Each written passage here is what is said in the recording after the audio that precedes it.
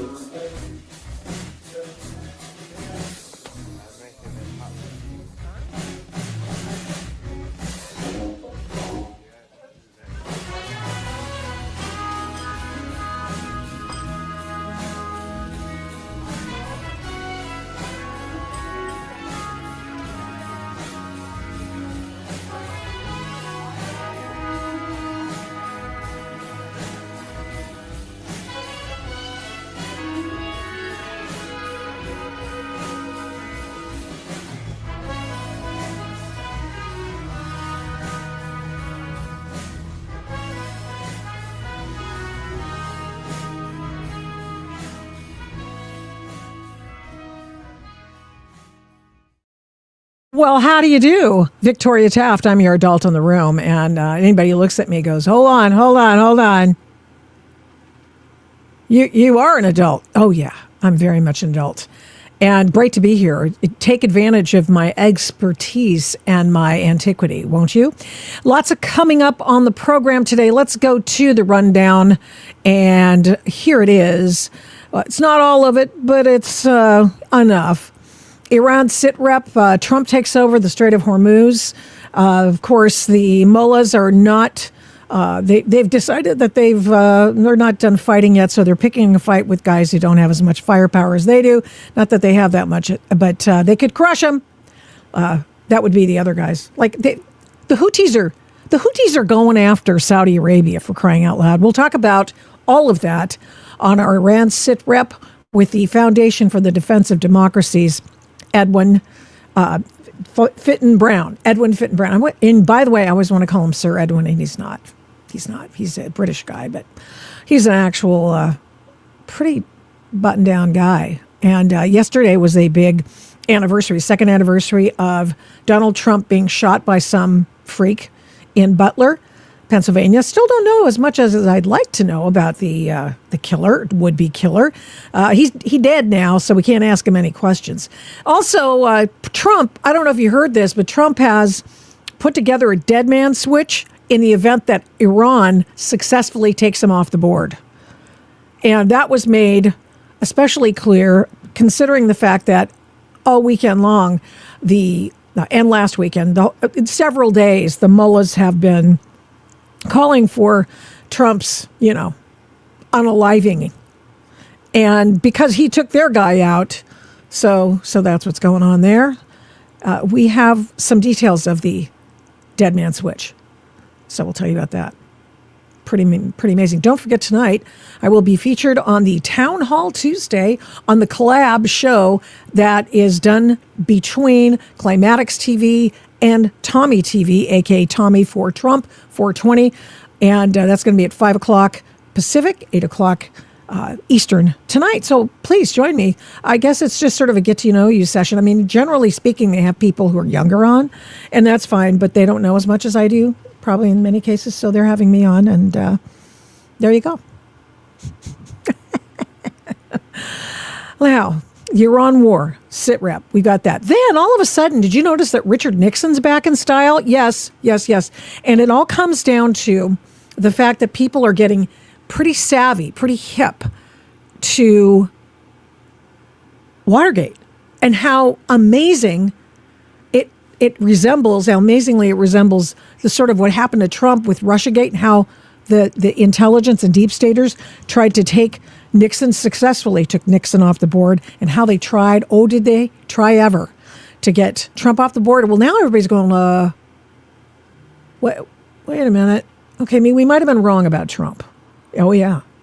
So that's coming up as well. Dr. Phil wrote a missive about Donald Trump's mental facilities, and Dr. Phil is apparently hearing a lot from the left about how Trump's just off his nut. And so Dr. Phil, like a real life doctor, he's gone, not so fast. Let's see, what else do we have today? Oh, so much that I want to tell you about. And we will, actually. One thing I wanted to show you, in fact, I wonder if I have this. I, of course, meant to have this at the ready, but do I have it? Maybe. Let's see.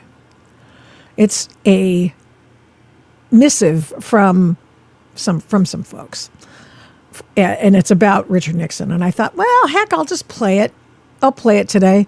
I don't know if I do actually have it. Let's go over here. I'm going to play it before Edmund Fitton Brown comes on the program to talk about the Iran SITREP. So let's see. I just want to make sure I get this thing on. Here we have just hold on to that one for just a second. Let's go here instead. Okay. Pretty interesting. All right, guys.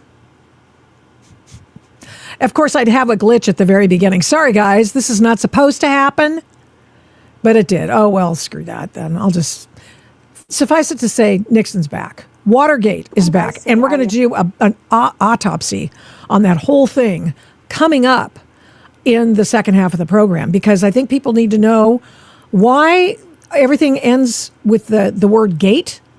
Yeah, because it comes from Watergate, and I know people of a certain age do not fully appreciate the fact that Richard Nixon was not necessarily a bad dude, and he had his moments, but don't all presidents. So there you are. Okay, we're waiting for Edmund. Oh, here we go. Let's do. Oh, now we finally have it. I'm just killing time for just a moment. Worth your watch, however, before Edwin Fitton Brown comes on. And here we go. Finally, something just kind of glitched on it. Here we go. Saying they did it to Nixon, are you now saying that Nixon did nothing wrong and was wrongly pursued? Yeah, no, I think if you look at the history of Watergate, you see that it was a setup from start to finish. 4 of the 5 Watergate burglars, 4 of the 5 Watergate burglars were connected with the CIA, were connected with the FBI. You had the Judge Sirica, who had backdoor meetings violating the law out to get Nixon. And I think, and this will be an unpopular opinion at this table, maybe with this audience, but in time, I think we're going to see Nixon vindicated, and the history around Nixon will be changed. That's Chris Rufo. They did it to Nixon. Are you now? That's Chris Rufo, and he's a researcher. I think he writes for several publications, and he's been doing some deep dives into Gavin Newsom, by the way. But he's come to the opinion that hey, Richard Nixon might have gotten a raw deal. So we're going to talk about that coming up later in this hour with a man who's written a book. In fact, he's written 2 books about Watergate. Hold on here. Here we go. Postgate. He calls it Postgate because the real scandal is about how the Washington Post knew the CIA was involved and never reported it except one time, and that was just a fluke. And then mysteries of Watergate, and that's worth your time. This is also a podcast if you want to just start getting a little into it just a bit. Anyway, so what happened? What happened in the Iran situation? Well, Donald Trump basically took over He said, came to his senses. Who knows what happened to get, Maverick to re-engage with the MiGs. And so Edmund Fitton Brown is a man I turn to when I want answers to questions like this. He is with the Foundation for the Defense of Democracies, the former ambassador to Yemen for Britain, former negotiator, a key negotiator for UN sanctions against the Taliban and Al-Qaeda. And I welcome him back to the Adult in the Room podcast. We are so grateful to have him every time he can spare some time and be with the kids on the Adult in the Room podcast. How are you, sir? I'm very well, thanks. Great to be with you, Victoria. Where do we find you today? Are you some far-flung place in the Middle East or somewhere else? I'm actually in the mountains of North Carolina, believe it or not. Taking a little bit of a break from the Texas heat. Wow. So you're in North Carolina. Well, welcome to the Adult in the Room podcast once again, and I'm very appreciative of the fact that you're here. Well, we have found out that big boom booms are going on in Iran, not to put too fine a point on it, and so operations have resumed. And on Monday, President Trump called you and I both agree, the ridiculous memorandum of understanding, the MOU, a test, and that the Islamics failed the test. What's really going on here, if you don't mind my asking? Wow. Well, I mean, I think the same calculations that were in play even leading up to the 28th of February, they're still in play. The Islamic Republic is not willing to compromise. And up to now, the US has been reluctant to commit the kind of force that would be needed to get its own way. And so there's been a long standoff, and it wasn't, it was called a ceasefire. There was an MOU, but we agreed that it was not well drafted. It was sucked. It really sucked, and it just left. I mean, essentially set up another breakdown, because the Iranians thought they'd got a fantastic deal, and then they started calling out all of the things that they said that the Americans were not doing that they should have been doing under the MOU. And of course, the Iranians were really pushing their luck with attacking ships in the Strait of Hormuz, and also in continuing to back Hezbollah in Lebanon, and to claim that the Israelis were violating the MOU just by fighting Hezbollah. So with all that going on, it was inevitable that the US patience would run out eventually. And I think this is what's happened. US patience has run out. The question, of course, is what now? Now, you've probably seen there's been some quite strange communication from the US side, which of course is nothing new. There was this odd sort of false start on the idea of the US charging a toll, which was never a good idea. No kidding. And now that's already been walked back. And now what's being talked about, apart from the fact that the US has resumed proper strikes on Iran, not at the same intensity that we had in March, but still it's resumed them. But I think the main strategy that's probably about to be fully reimposed is the naval blockade of the Iranian coast. How does that work? I mean, here we are. Let's look at our map here, if you don't mind. In fact, I think what I'll do is I'll go to a different map. Let's see if I can. Well, I guess this will work. I mean, it's not ideal, but there we go. So where are they going to attack on the Iranian coast? What are we looking at?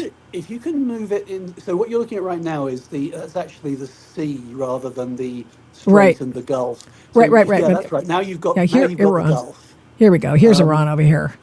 Yeah. So the top end of the Gulf that you can see there is that's where Kuwait is, and also the very tip of Iraq has an access onto the head of the Gulf, and then as you work your way southeast, you get to a point where, and there's literally a point. If you perhaps increase the size again, if you can, you'll. That's it. Yeah, that's exactly it. You just right had here. a moment. That's it. Yeah, perfect. So that's the point. That point of land. It's a bit of the Arabian Peninsula that sticks up to the north and into what looks like almost a sort of a cup to receive it on the Iranian side. That is the Strait of Hormuz. Strait of Hormuz is where that point points towards the Iranian coast, and you have the narrowest waterway that exists in that particular area. So that is on the southern end of the Strait of Hormuz. The point itself, that is Oman. So Oman has the southern shore of the strait, and Iran has the northern shore. Yeah. Okay. Well, let me just get this other map I've got. This one's just not cooperating with my stuff here. This looks easier. Okay. There. How about this? Easier. That's easier to see. Yeah, because it's not so cluttered with data. So well, yeah. The top of that point. The top of right that here. point is the Musandam Peninsula, and it belongs to Oman. Yeah. And the whole northern shore that you can see there, that's all Iran. And then it is worth just mentioning that to the left and the right of the Musandam point is United Arab Emirates territory. So the UAE also has a dog in this fight. So now what now? So they are you saying, why are we looking at this? I want to know what you're thinking and what we need to know. Okay, so here I think are the key points. The US can pick off large numbers of Iranian, military industries, missile sites, drone launch areas, and also some of their leaders, some of the top military people, and some of their top political people. It's already done a lot of that in March and early April, but it seems to have resumed that up to a point. That's one option that the US has. It didn't bring the Iranian regime to its knees, and it may be that you can't bring it to its knees just by continuing with that policy. Then the other thing the US was doing was, you see that northern coast? Well, that extends in both directions a long, long way. Iran has a very long coast. And the US was blockading that coast, and it was preventing Iran from, Iranian ships were unable to sail from the Iranian ports, and it had actually shut down all Iranian oil exports. Now, that was choking the Iranian economy. And for reasons that I do not understand, the US gave up on that policy before they'd given it time to work.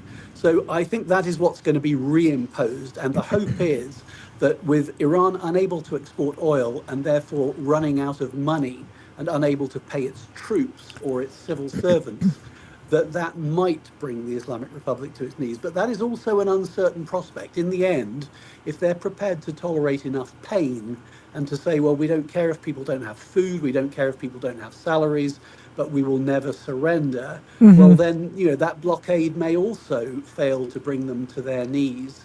And then you have this additional point. Can you open the strait in such a way that it's not threatened by Iranian missile launches and drone activity on that northern shore? And that's when you get to this question about whether the US is willing to commit ground troops. Because some of the, and this is dangerous. Obviously it's politically dangerous for the president, but it's also dangerous for the American troops, because that's when you start to take casualties. I mean, and so we've done a lot. Here's some B-roll of what the CENTCOM has put out. And this is, I think, off the H.W. Bush. Oh, no, this is just general B-roll here, what they've done so far. Lots of big boom booms, etc. And then what we have here is another, an attack with a drone boat. 3 of them, as a matter of fact. And check this out as they go. I mean, game-changing technology being used in the theater. And that is what's, we see 1, 2, 3. Or unless it's one boat doing everything, but I don't think so. I think it's 3. The big boom booms here, and then it cuts out. So we have the technology we're willing to use. So, I mean, how much of a game changer is the drone technology? That's the Corsair from Saronic, and it's pretty nifty stuff. It's what helped our pilots to be rescued recently. So what do you think?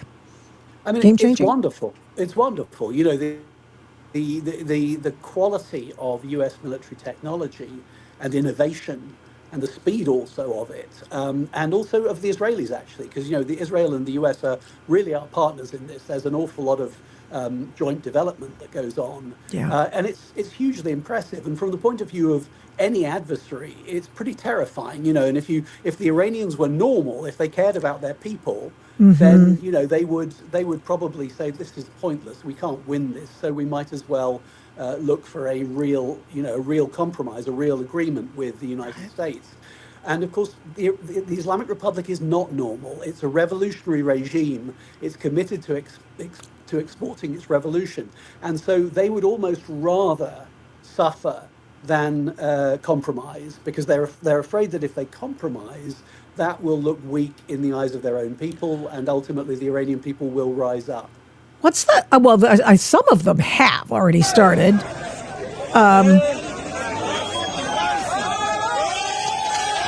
I understand that. I mean, something about not being able to afford trucks or something like that, and they're using tear gas, etc. But they didn't send in the besieged because I think the besieged are a little busy, so they didn't kill them. So tell me what's going on. Do you know? Yeah, I mean, I have a pretty good sense of it. Remember that we had the protests in January, and then 30 to 40,000 protesters were killed by the regime, and the regime has been carrying out executions ever since then as well. So I'm not exactly sure what the number is now. Some people, offer numbers up towards 100,000. I don't believe that that's probably quite true, but let's look at 30 to 40,000. And that is already a huge problem, because a lot of natural leaders of the protests will have been killed. So the question is, what does it take to bring people back out onto the streets? Now, there was a missing piece during the war that actually went on from the 28th of February into April. And that was that the US said several times that it was going to encourage the Iranian people to take back the streets, and then to provide them effectively with air cover. The idea was that if the besieged tried to mobilize, then you would have the eye in the sky that would go after them, and that would inhibit the regime from being able to mobilize against the protesters, and it would embolden the protesters and enable them to take over, government buildings, to capture military equipment and police equipment.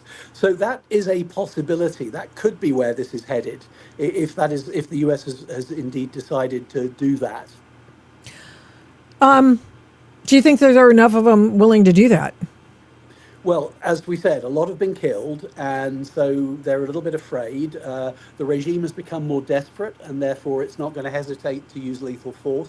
Whereas in January it did hesitate. It was trying to reestablish control without too much bloodshed until mid-January, when it realized that it was facing an existential threat, and then that was when all hell broke loose. So there's an element of communication here that's needed. It's necessary for the Americans and indeed the Israelis, who've got the best intelligence assets on the ground in Iran, to be talking to them and saying, we're coming back, we're re-engaging, and this time we're determined to help you to overthrow the regime. But it's a big ask. You are asking people to risk their lives. Yeah, and I'm not sure. I'd heard that they were officially, the Trump administration wasn't ready to tell people to go back out and to overthrow their own government. But they did just, this is kind of interesting. They did just kill a bunch of people, some of whom down to, I think there was a lieutenant in the group. And I thought, holy crap, how few people do the the Iranians have now that they are getting down to that granular a level of, pretty low level people. Do you have any insight into that? Well, the first thing to say is that this isn't new. There was quite a lot of that kind of tactical level targeting that was happening in the main conflict from... Uh-oh. I think we lost you just for a second. Hang in there, Edmund. You've got some buffering issues from North Carolina. Here, I'll figure it out. I don't know. Don't know quite what's going on. think he's got connectivity problems. I think that's almost certainly what's going on. So I'm going to write him a note. Stand by, everybody. Oh, where's my chat? There we go.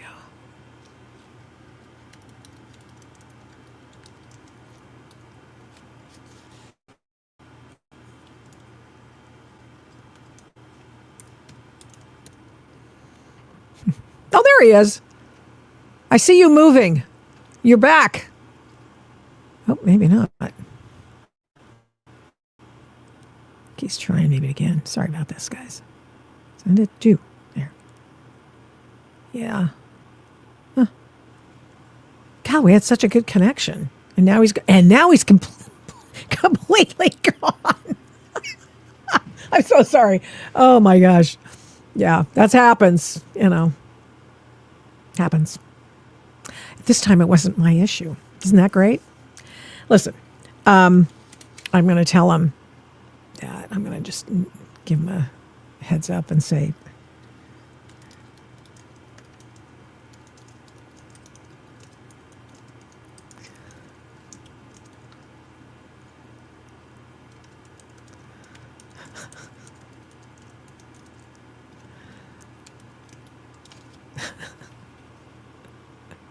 oh, he's coming back. Okay, I think anyway.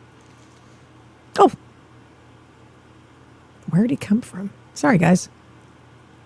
Interesting. Hey, Edmund, you're not there. Nope, you're not there. It's okay. I told him he's good if he doesn't want to come back on and listen. Okay. So we are back, and the interesting thing that has been going on is the fact that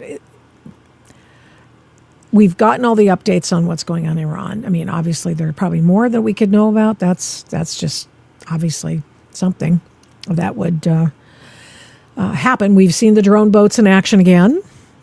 We've seen the sub-base in IRGC. That's Islamic Republican Guard sub-base, which is on, I'm trying to think, which island?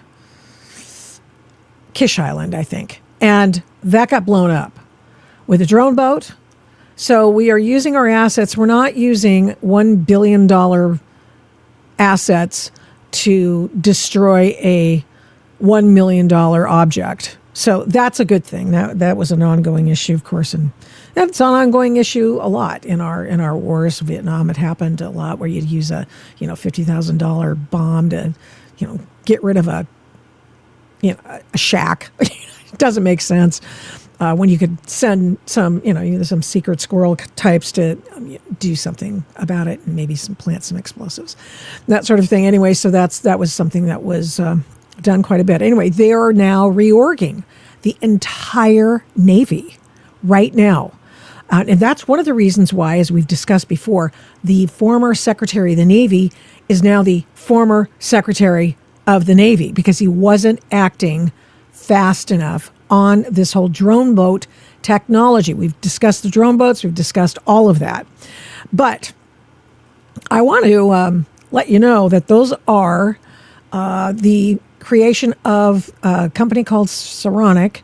They're called Corsairs. I think they're one of the smaller boats they have. The U.S. Navy has done quite a bit to get up to speed, scale up fast, start using these, not just buying them, not just ordering them, using them in theater.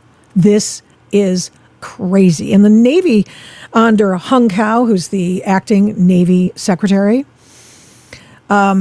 he said after the hostilities resumed against Iran that they're, moving quickly to get these boats into theater. And of course, you saw that they are. He calls them the Golden Fleet, Hung Kao does. And I wanted to take a minute or three to remind you of who Hung Kao is. We found out his amazing life story when he ran for office in Virginia. He lost, shocking and sadly. And here is the man who is now the Navy Secretary. See if you can spot what he has in common with President Trump. This is the scariest sound you will hear when you live in a communist country. This is the last sound my parents heard when their fathers were taken away in the middle of the night, and they never saw their loved ones again.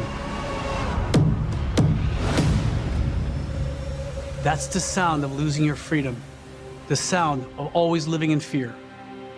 That's my family's real life story. We escaped from Vietnam just days before Saigon fell to the communists. We were given a new life in the most generous country on earth. America saved my life. I graduated from the United States Naval Academy. I earned a master's in physics and fellowships at MIT and Harvard before the left replaced merit with racial quotas. I spent my life trying to repay my debt to America, my country, our country, with 25 years of service in Navy Special Operations, combat in Iraq, Afghanistan, and Somalia. But now our country has taken a dark turn. That's Joe Biden's Justice Department sending 24 armed agents to arrest a pro-life activist in front of his family. That's Joe Biden's IRS raiding a gun shop and seizing thousands of records from law-abiding gun owners, our names, our addresses, our social security numbers. That's Joe Biden arresting his challenger in the next election, a former president of the United States. And now a different sound. That's the sound of someone breaking into your home or business. The sound of crime destroying our cities and communities. That's how it all starts. They let criminals back on our streets. Millions of illegal immigrants pour across our border each year, including military-aged men from all over the world. And enough fentanyl to kill every man, woman, and child in this country. And the Biden family? Well, that's how it works in a dictatorship. The rules don't apply to the rulers. We are losing our country. You know it, but you also know you can't say it. We're forced to say that wrong is right. We're forced to lie. We can't let that happen. I've been all over the world. Believe me when I tell you, if America fails, there's nowhere else to go. I'm Hung Cao, retired Navy captain running for the United States Senate. I still believe America can be the land of opportunity. I have an obligation to fight back against those who want to control our lives and disrupt our families. We need real fighters, not politicians, not bureaucrats, not keyboard warriors acting tough in a custom-made suit. No, not here in America. We must refuse to be intimidated. We must be fearless. I'm Hung Cao. I'm running for Senate, and I approve this message because I'm not done fighting for us.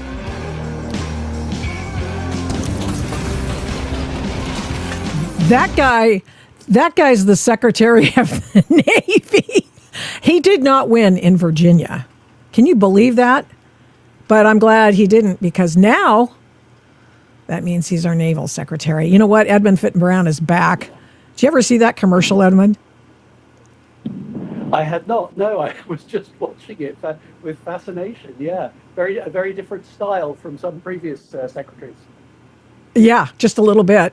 You know, he's the captain. I guess does that make him an admiral now? Don't they have to make him an admiral to be in charge of the Navy department? I don't know. I don't think there's a sort of military promotion that goes with it, but of course you're above the admirals. Ah, well, that's true too. Well, listen, thank you. I'm so sorry we lost you there for a minute. And I just wanted to wrap up with you and find out from you what mess we're in. You talk about ground troops. Go ahead and talk a little bit more about that. Well, so, if you really want to control the strait in such a way that the Iranians can't threaten it, then you have to do something about the ground that they're using. And that obviously on the northern shore of the Strait of Hormuz, that could involve putting troops on the Iranian shore. There are also some key islands that we could look at in the Gulf. But again, if you're on an island, that's effectively deploying ground troops. And of course, they're then in a location that is known to the Iranians. It makes them more vulnerable. So it's tricky. I mean, the blockade, in my view, is the lower risk scenario.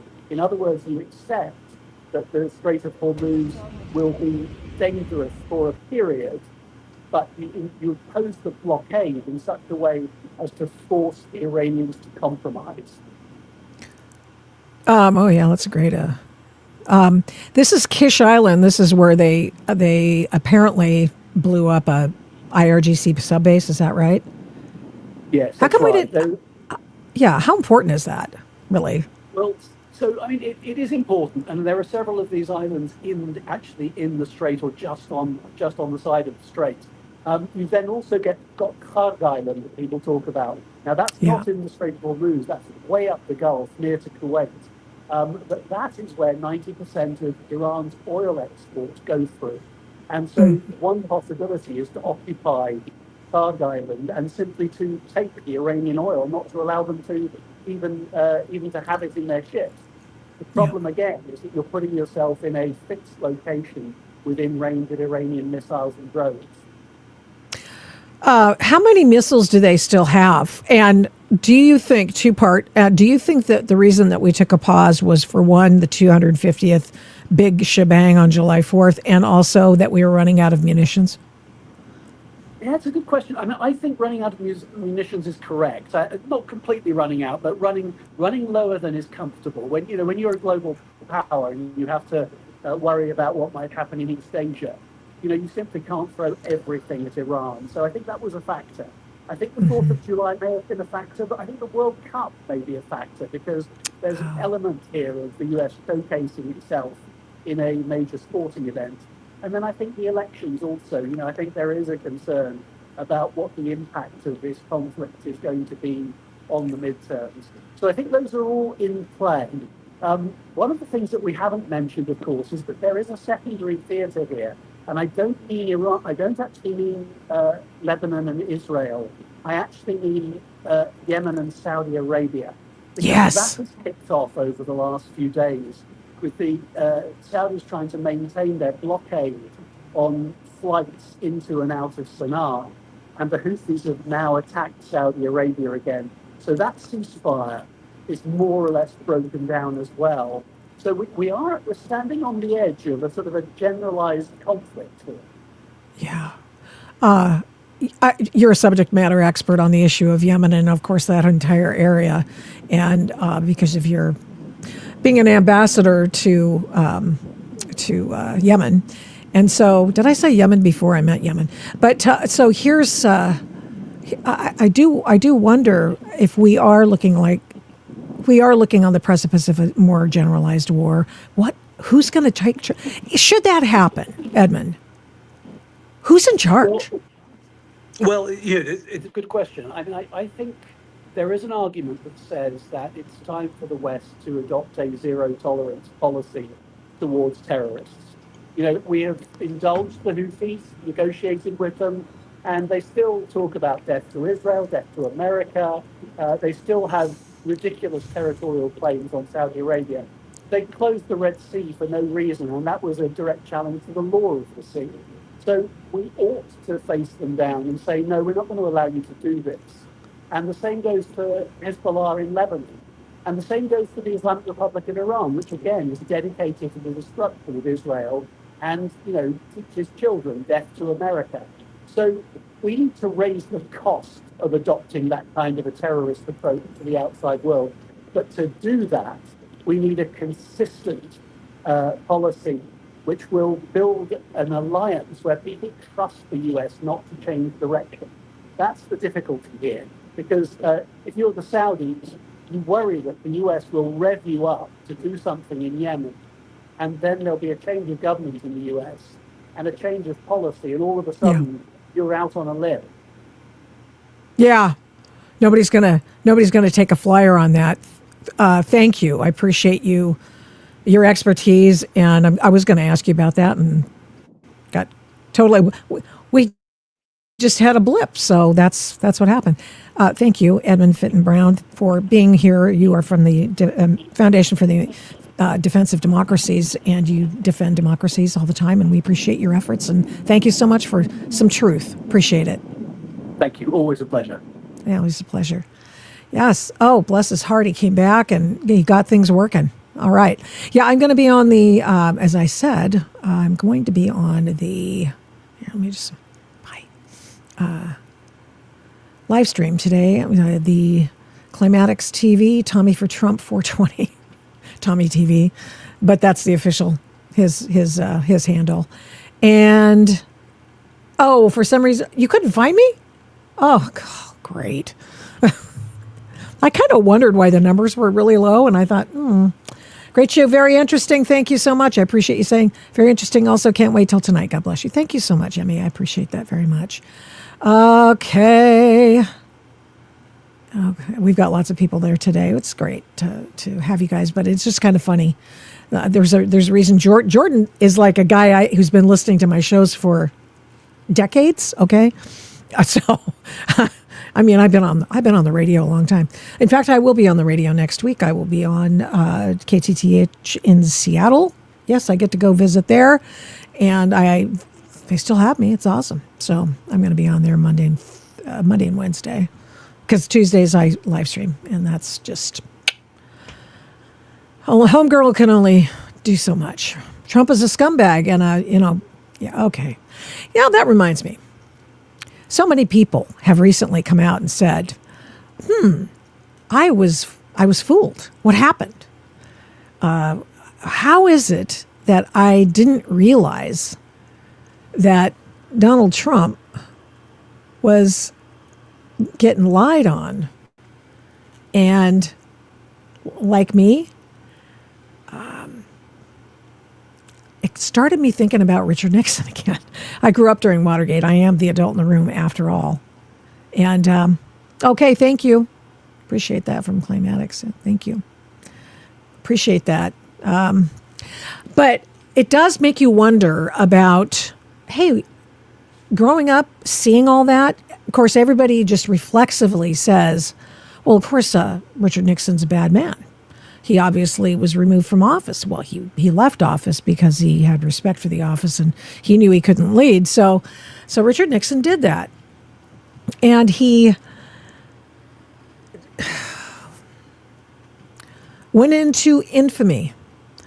And it was all a result of an operation that was started by the CIA that went a little wrong for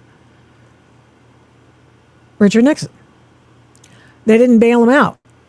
All kinds of things. Well, we're going to talk to the man who wrote the book on that, and we'll do that coming up in just a second. But I wanted to tell you about Donald Trump's dead man switch.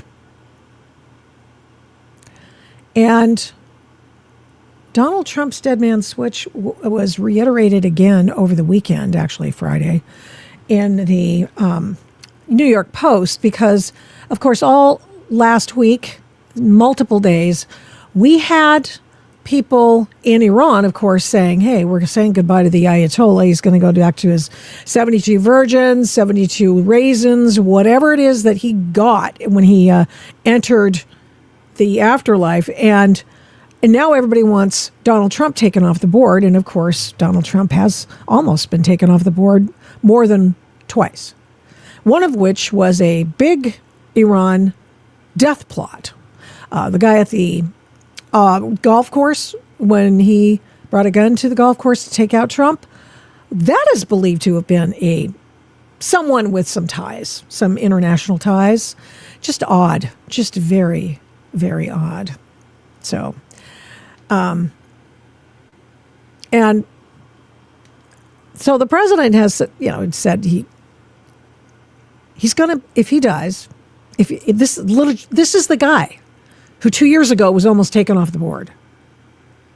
He says, if Iran takes me off the board, if they take me out, I've left instructions, he said.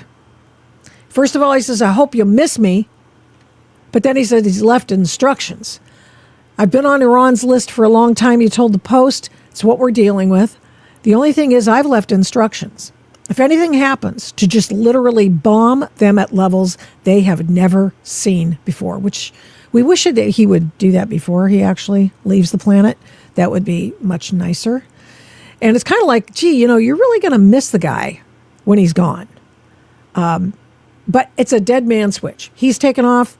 Trump just goes boom. The big boom, boom start. And that is why he made this video. White House made a video for the second anniversary, if you will, of his near death in Butler, Pennsylvania. And they did it on kind of the QT, which is an old-fashioned way of saying they did it and didn't say anything about it. Yeah. And this is what I mean when I say, you'll miss him when he's gone. Was going to conquer Manhattan. He takes chances that would make a less daring man shudder. To think about the arc of where he's been, it's like some sort of mythical story or something. This sounds like political presidential talk to me. Donald Trump seems to always get stronger when challenged. My God, that guy's got resilience. Those who deal with you underestimate you and live to regret it. It's always good to be underestimated. It is not about politics. It's about our love for this great... Oh, he put in that scene at the dinner in New York where Barack Obama is mocking him. And that's when he said, oh, I'm in. I am so in. I didn't realize that the first time I saw it. That is amazing. Country, America, and we're not going to let it fail. I will fight like no one has ever fought before. Trump is the bodyguard of Western civilization. You want to talk about a fighter, a walk through fire? He's an absolute savage. He knows that this is much bigger than him. This is about the American people. They have no idea what they have unleashed. He was ready to go face the cameras and come out swinging. What will future Americans say we did in our brief time here on Earth? It will be defined by your vision, your perseverance, and your grit. Nothing will sway us, nothing will slow us, and no one will ever stop us. We are Americans. Ambition is our heritage. Greatness is our birthright. And the future belongs to us. One of those beauty shot moments that a president sends out. Not all presidents do that, but a lot of them do. He's doing it, and that's, make you proud. You'll miss him when he's gone. I tell my kids that. They don't believe me. I just say, I was you. I was you. I didn't like Ronald Reagan. There's something wrong with Ronald Reagan. He's a sophist. He's a person, I don't like him very much. There's all sorts of stuff I don't like about him, blah, blah, blah. And then I realized in time that, he had good instincts. I actually liked the way, that made sense. Oh, and then all of a sudden the Soviet Union comes apart. You don't think that was an accident that had happened during his watch, do you? Or shortly thereafter. Come on. Oh, I love that. I'm getting a lot of people here saying that Trump is a pedophile. All you have to do is prove it. Go ahead. I welcome any and all proof to some of the haters on the chat. It's okay. I'm glad you're here. I'm very glad you're here. So we're going to talk to John O'Connor coming up in just a moment. I'm looking for him to come on the feed. I think he's actually... Yeah, he's not even due for 4 more minutes. Okay, so Trump does a dead man switch. He says, I'm going to bomb Iran. I'm going to do that. And and I know that there are a lot of people. I just saw another video today by somebody, Chamath Palihapitiya, talking on CNBC, saying, when we saw that Trump said that, good people on both sides, and he supported racist people and stuff like that. And then we found out that when we actually went to look at the story ourselves, when you look at the video about what happened at Charlottesville, by the way, paid for by the Southern Poverty Law Center. Great job, guys. You guys really know how to pick them, don't you? Go back, if you have not seen the Southern Poverty Law Center show on the Adult in the Room, by all means, go back and look at it. And if you are not convinced, or if you don't even have some questions about what happened to the fact that, well, wait a minute, Russia, whatever happened with that, Russiagate, they call it Russiagate. What happened with that? Well, they tried to impeach him. They tried to impeach Donald Trump. There was no guilty verdict in the trial. They made stuff up, she put politely. There was nothing wrong with the call. He wasn't the impetus for January 6th. That was the second impeachment. And they then went after all of his attorneys to get them tossed off from the bar associations. Then they had to change the law and make stuff up and turn misdemeanors into felonies to go out and get him. Now, you think to yourself, now, Donald Trump is really all that bad. Why did they have to make so much blank up? Why did they have to do that? It's because he's not... Look, I'm sure the guy has really not great juju, okay? All of it, though? They had to make up all that stuff, and then they went after his attorneys for representing him? Oh, really? That's interesting. Why'd they have to do that? You know, one of his attorneys was just completely vindicated. Another, probably the top constitutional law professor, he lost his gig over it, of course, and attorney for Donald Trump, got kicked off the California bar. Why? Was he guilty of something? No, he was guilty of giving legal advice to the President of the United States. That's the extent to which they will go and try to get Donald Trump. And you say to yourself, man, I don't know. I don't think I would have been able to put up with it. We just saw that video he put out, right? Saw the video. Donald Trump is the greatest president ever, and whatever. They're trying to sell the idea that you know why he did that? Because he knows ain't nobody gonna do it. He's doing it himself. He is buttressing his own case, making his own case, because he knows the media is not going to do that.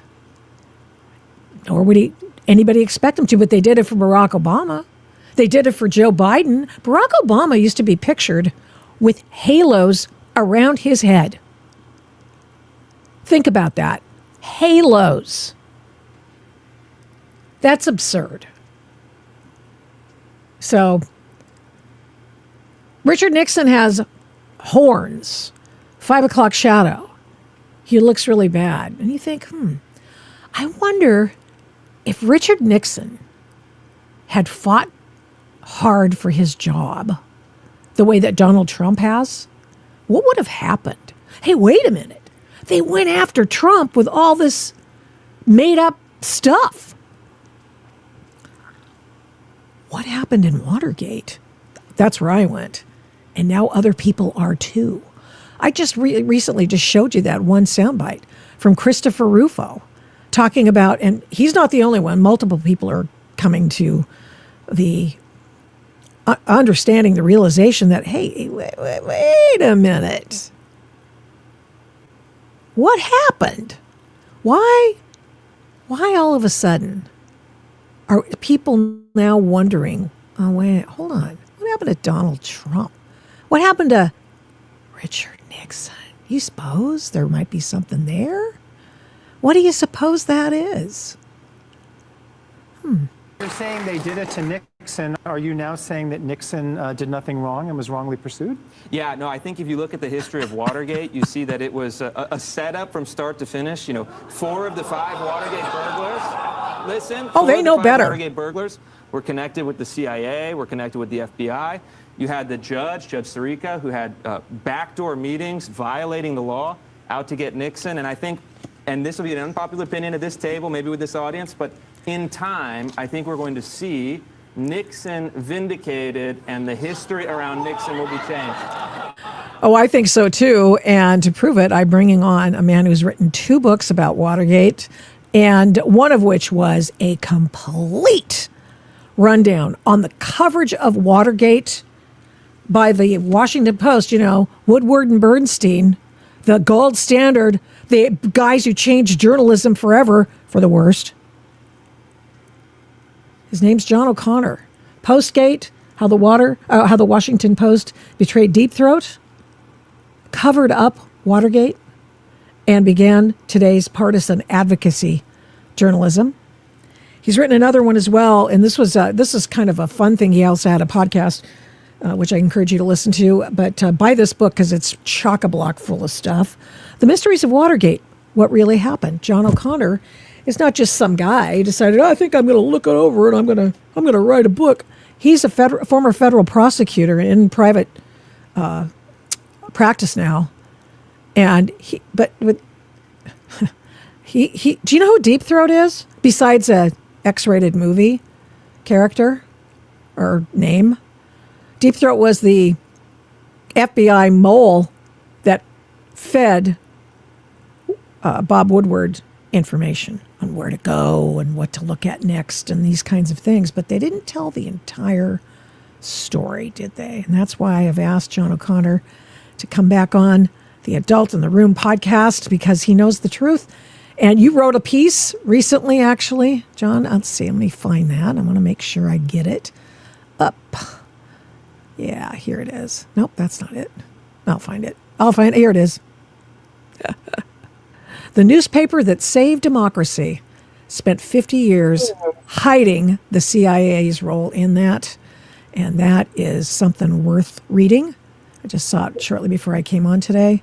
Here's his piece in the Washington Examiner, an excellent publication. And John O'Connor, thanks for coming back on. Appreciate it. Excited to be here with you, Victoria, because you're right on the money in what you're saying. And, how do you undo 50 years of lies? It's very tough, but you and I are here doing it. You wrote the book, and one of the things you say, you make the case that, the CIA had an operation. They were using the White House as the imprimatur in order to get the idea of a foreign nexus so that they could do domestic spying, which they'd been doing. Here's what I want to start with you. In your, I was just re-listening to your podcast the other day. And what I found interesting was that, let me just got to mute something. You talked about how you had done cases against the FBI or DOJ, what have you, and that you, here, I got to take this off. Sorry, I have a little glitch going here. But you looked at some paperwork, some case filings, etc., on what the CIA was doing that gave you insight into how to look at what happened to Richard Nixon and Watergate. Tell me what that was. Well, it's a whole host of things, Victoria. And let me go back a little bit of background. I hope that this helps your viewers. I was an assistant U.S. attorney, the youngest guy in the office in 1974 when Woodward and Bernstein come out with All the President's Men and introduced this mysterious figure known as Deep Throat. Now, the rest of the world has tried to figure out who he was the next 32 years, including our estimable journalists. And I thought that because I was a circumstantial evidence buff as a prosecutor, if you're a white-collar prosecutor, everything's proven by circumstantial evidence. So I was a bachelor, had plenty of time, and would go to a coffee shop on Saturday, would go to my favorite bar at 6 o'clock and pull out the book and try to figure this out. So by 1974, about 6 months after the book, I figured out this was Mark Felt. I could prove it.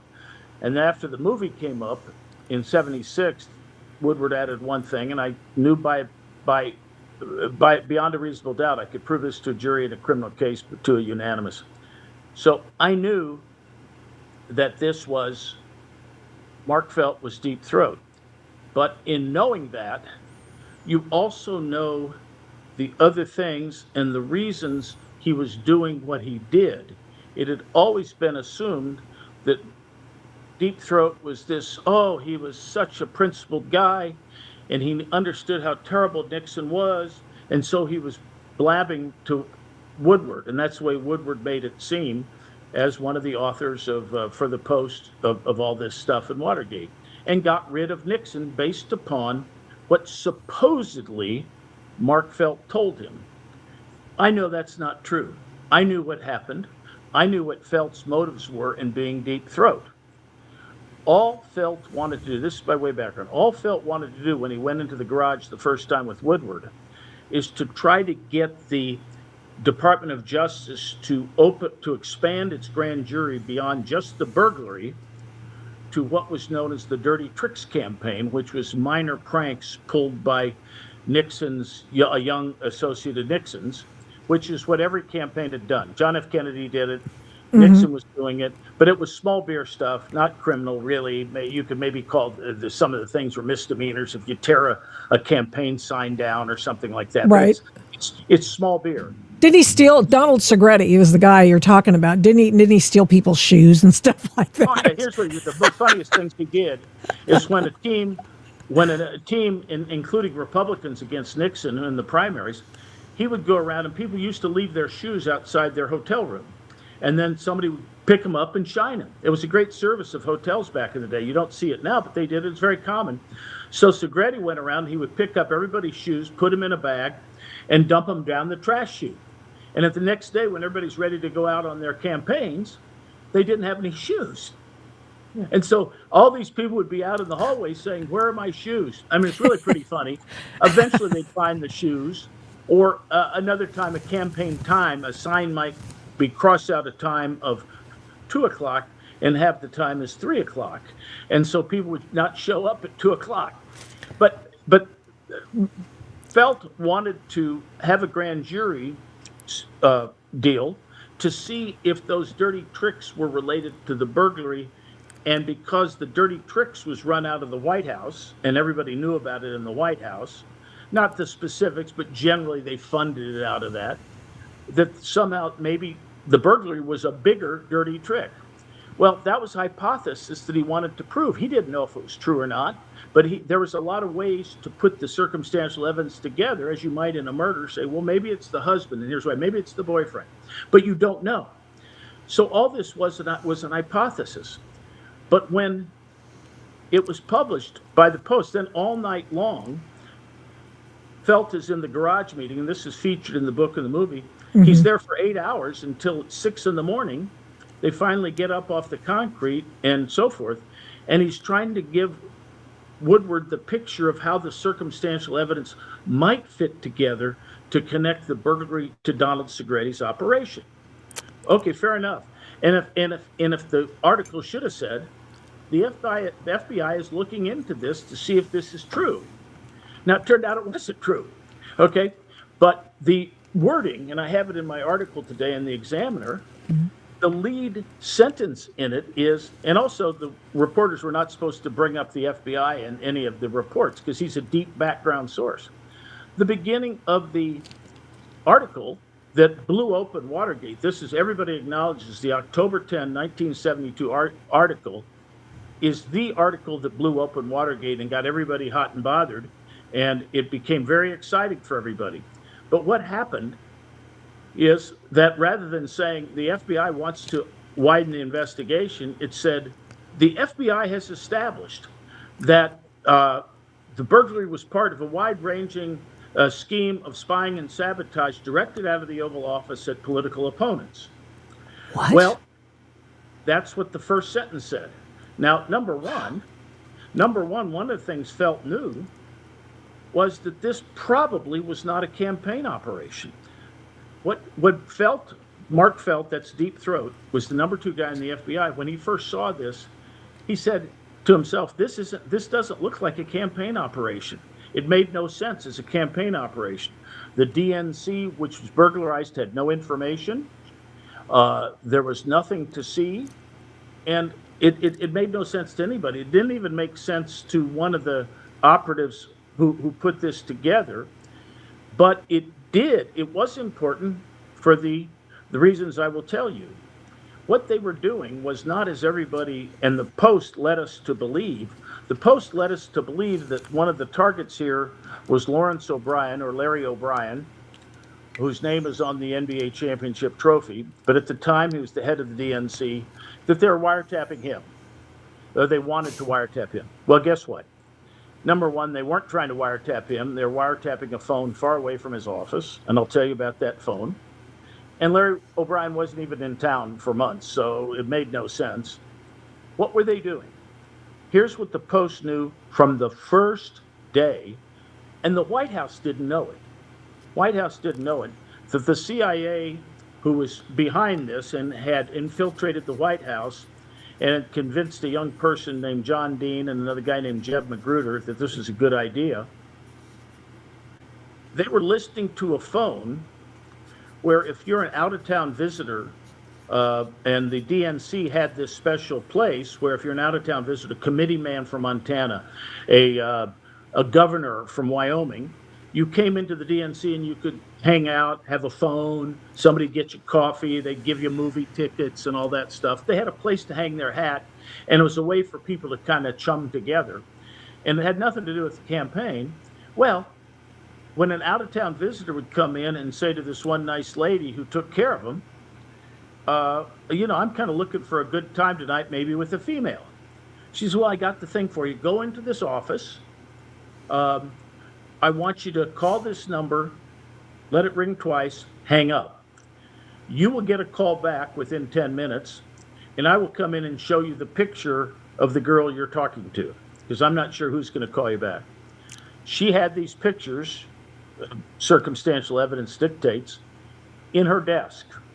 Okay, it's important. It was in her desk with perhaps names of the girls and names of the clients. Okay, so, and then they would have a conversation. And the conversation would be dinner with sex to follow. They did not discuss money. So technically it was not prostitution. The money would be discussed later. But it was essentially, but as the Monitor said, anybody listening to this would say it's prostitution. You just don't have complete proof because of the no money exchange. But we all know what was happening. Mm-hmm. And so that's what they were listening to. Now, I lived in San Francisco at the time at 970 Chestnut on Russian Hill, down that hill and up to the next hill and Telegraph Hill at 225 Chestnut. The CIA from the 1950s had been taping prostitutes in John's there, and they had a two-way mirror. Yep. Looking at them, they'd record them. Sometimes they'd give people drugs. This kind of stuff happened around the United States. And the thought was you could do two things. Number one, find out how to drug a guy so that he would talk. And number two, you would get extortionate material on somebody that was a big fish that later on you'd want to say, hey, do you want us to tell your wife or do you want us to do this? Do you want us to tell your government or are you going to help us out? So it was, but here's the rub. Everything the CIA had been doing for 20 years as of 1972 was illegal. It was against their charter. And if it was ever found out, all these people could, underline could, if it wasn't handled discreetly, could lose their jobs and their pensions. Their whole lives would go up in flames. And this was a highly kept operation from the very top of the CIA. And everybody reported, unlike other bureaucracies, this line went straight up to the head of the CIA, Richard Helms. The CIA had infiltrated the White House through a guy named Howard Hunt, who was a defendant and caught. And the Nixon campaign had been infiltrated by a guy named James McCord. And McCord was the burglary leader. Hunt was one of the guys that was the overall supervisor, kind of strategist of this. But they were at the CIA. One of the burglars was an active CIA agent named Eugenio Martinez. And another one, of course, was McCord. That's 2 out of 5. The other 3 guys were Cubans who had helped the CIA in the Bay of Pigs, and they were kind of known as CIA assets. If you wanted something done, you could hire one of these guys. They were kind of soldiers of fortune, Cuban patriots who wanted to get rid of Castro, and they would always help out the government if the government would then help them get rid of Castro. Now here we are 50 some years later. What's happened? Cuba's still in charge. But anyway, that's what this was about. So if they could get evidence that the President of the United States had approved some sort of operation like this, then they would have a get out of jail card free. They could say presidential national security powers trump everything. It may be against our charter to do this, but if the president says to go shoot Victoria Taft. You can go shoot Victoria Taft if it's deemed a national security thing. You can go shoot Hitler if we're not at war. That's the national security power that everybody, President Lincoln did, Roosevelt did it, so forth and so on. This is what you can do.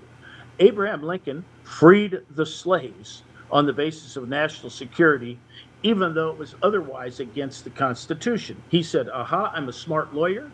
I can free the slaves on national security because they're stupid enough to bring a war against us, and so I can withhold the help of the slaves. Now, what Lincoln also did was he did not free the slaves in the 4 non-belligerent states, Kentucky, Missouri, Delaware, and Maryland. Why? Because he had no national security ability to do it. My point is, national security trumps everything. This was going to be their get out of jail card free. Yes, they were listening to people, but they didn't care about that. They're already taping the same prostitutes on site. They had cooperation with the madam at the bordello. But what they were doing here was creating evidence that that's what we're doing, and the White House liked it, and they would give little half-baked reports to the White House, not the White House, but the campaign, to make it look like they were doing something. But that's the genesis of this. Now, the arrests happen, and what happens on the very first night, the Post reporter who was in with the cops, he was known as half cop, half reporter, interesting guy. He was in there. He was the only reporter that the FBI and the police let in there. And he found out that the burglar, Martinez, who was a CIA agent, tried to get rid of something during the burglary.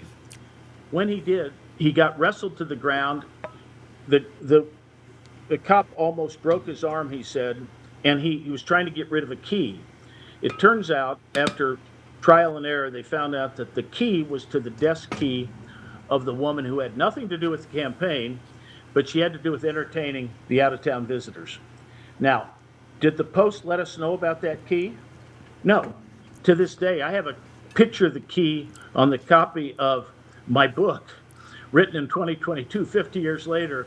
I have a copy of the key pasted on the cover, a picture. You'll see the key right there. That's the key that the Washington Post hasn't told us about. Now it's what, 54 years. But at the time I wrote the book, it had been 50 years. And as the arresting policeman said, that key that the guy's trying to get rid of is the key to the motive of the burglaries. And that's why he's trying to get rid of it, because it's the key evidence as to what they were doing. And no one to this day has really published that that's what this was about, was getting into that desk. And there's other evidence that they were looking for, at least the campaign people who were behind this, that had been talked into this by the CIA, the lower level guys. They were thinking they might find out what dirt the Democrats had on the Republicans. But this had nothing to do with the campaign, is what I'm saying. This might have been for John Dean's own personal book of business to say he's a cool guy, he knows dirt on the Democrats, but it had nothing to do with the campaign. And it made no sense. And trying to find out if Joe Blow from Montana is talking to Sally Doe about sweet nothings that night isn't a campaign operation. So it wasn't a campaign operation, and it was not primarily a White House gig. These lower level guys had been sweet talked into this by Hunt and McCord, not realizing that this was a CIA operation they were going for. But here's my point, Victoria. The White House, the Post knew the truth. They knew this was not anything to do with the campaign, and yet, based on that first garage meeting that I told you about, they said, oh, the FBI's established this is a campaign operation of spying and sabotage run out of the White House. So now, of course, later on, when Nixon is just, all these guys are confused in the Oval Office. They don't know what happened here. So they magnify a very small beer thing that Nixon is caught on tape doing and saying, aha, he really was trying to cover up this burglary. He knew that he did it. Well, everybody today, you heard that clip you played. I don't know if that's Christopher Rufo, but yeah, it's Christopher that clip Rufo. of people going, oh, we know what happened. Yeah, you know what happened according to the Post. You've been lied to. Now you have the whole country saying, oh, you can't tell me Nixon wasn't liable and Watergate wasn't a big part of Watergate. Those guys never knew what was happening. They started waking up to what was sort of getting the drift a little bit around March to May of 1973, many months later. But guess what was happening then? Then Nixon foolishly had fired his attorney general. Oh. A new one came on, Elliot Richardson, who, by the way, brought in my partners, my father's partners, William Ruckelshaus, as his deputy. And they knew they would only get confirmed. They were talking to my father about this at the time. Wow. They were only going to get confirmed, Victoria, if they would agree to appoint a special prosecutor. They did. They appointed a Democrat that was connected to the Kennedy family, Archibald Cox, a fine guy. But once they did that, if you're a special prosecutor, you are not there to find out that the CIA was really a way of getting your targets free out of jail. And that's what they did. So they did not pursue the CIA thing at all. As a matter of fact, they hid what they knew. But my point is, up to then, it was starting to unravel. The CIA was starting to unravel. Now, let me give your viewers, if I can, another thing when they're reading the book or looking at the movie, and it's a fantastic movie and it's a fantastic book. It's just a lot of it isn't true. But if you look at the movie, a wonderfully dramatic part of it is Deep Throat comes into the garage in May of '73. Yes, I explained it in Postgate. Comes into the garage in May of '73. The normally cool, unflappable #2 guy in the FBI is distraught. He's nervous. He's pacing. And he says, everyone's life is in danger. Watch out. For that, you also may be electronically surveilled, so don't go yapping on the phone. He then hurries out. He says, I have to go, but watch out. So they meet with Ben Bradley that night. He goes to Bernstein's apartment. They meet with Ben Bradley. He won't talk to Bernstein unless he has the record player on high, whispering to him, writing things. Go to Ben Bradley's home. They go out to the yard so they won't be wiretapped. A very dramatic part of the book and movie. But what was it about? At the time, the Post wrote nothing about this. And even in the book and the movie, you're not sure who it is that's threatening the life or who it is that's threatening to electronically surveil. Everybody watching the movie thinks it's the White House that's doing this to protect things. No, the White House is threatening to kill people, or the CIA is threatening to kill people because it's starting to get out that maybe it was the CIA. And if that happened, if you're going to spill the beans, we're going to kill you. Now, is this a bunch of hooey? I'm in the book. I talked about in the book. One of the guys that was surrounding the burglars that night, a henchman from McCord named Lou Russell, who was inside Watergate waiting outside the burglary site because he was going to curate the take so that the White House didn't see some of the stuff they didn't want to see. He was a drunk, and he later on started, in spite of being protected by the CIA, in his drunken moments would talk about writing a book. Well, right around the time of Felt being in the garage with Woodward on that last thing, guess what? Lou Russell's his heart medicine had been exchanged for poison, and he got poisoned. And his heart was irreparably damaged, and he died shortly thereafter. Another fellow that was also going to talk about the CIA and was going to do a press conference with George Bush, who at the time was the Republican National Chairman Committee, the Chair Committee. Another guy was going to appear with him and to blow open all the wiretapping the CIA had been doing. And isn't this amazing? He had a sudden heart attack too, before the press conference, which Bush then called off. Now, wait a second. And this guy was a friend of Lou Russell's, and he knew what had happened. He figured that Russell had been off by the CIA. So I get into all this in the book, but the main thing is, the simple truth for the audience is the Post knew this was not a campaign operation. They knew it was about prostitutes and taping. They knew it was about the CIA. That story, had it come out, Nixon would have been more a victim than he was a perpetrator. He was a victim of this. He didn't know what was going on. He didn't knowingly put CIA guys in place. The CIA is pretty good at this. You know, they know how to do this, and so forth. Even Alexander Butterfield, the guy who told Congress that there had been a taping machine, it's all the evidence points to the fact that he was an intelligence guy that had been planted there. You know, this guy that's ready to be made a general. He's as handsome as a movie star, and he gives up his military career, and he's going to work in this administrative post in the White House that just happened to have access to all the taping in the White House, because they were taping Nixon. They're spying on Nixon. They're spying on Nixon. So when you talk about Alexander Butterfield, who just died recently in '99, he didn't give up his generalship to get a job shuffling paper in the White House. They had Nixon nailed in terms of spying on him and spying it on all these things, because Nixon was so secretive, along with Henry Kissinger. But my point is, Victoria, they knew this. It's very simple. Of all people that knew everything, and I go into the book, it's not just speculation.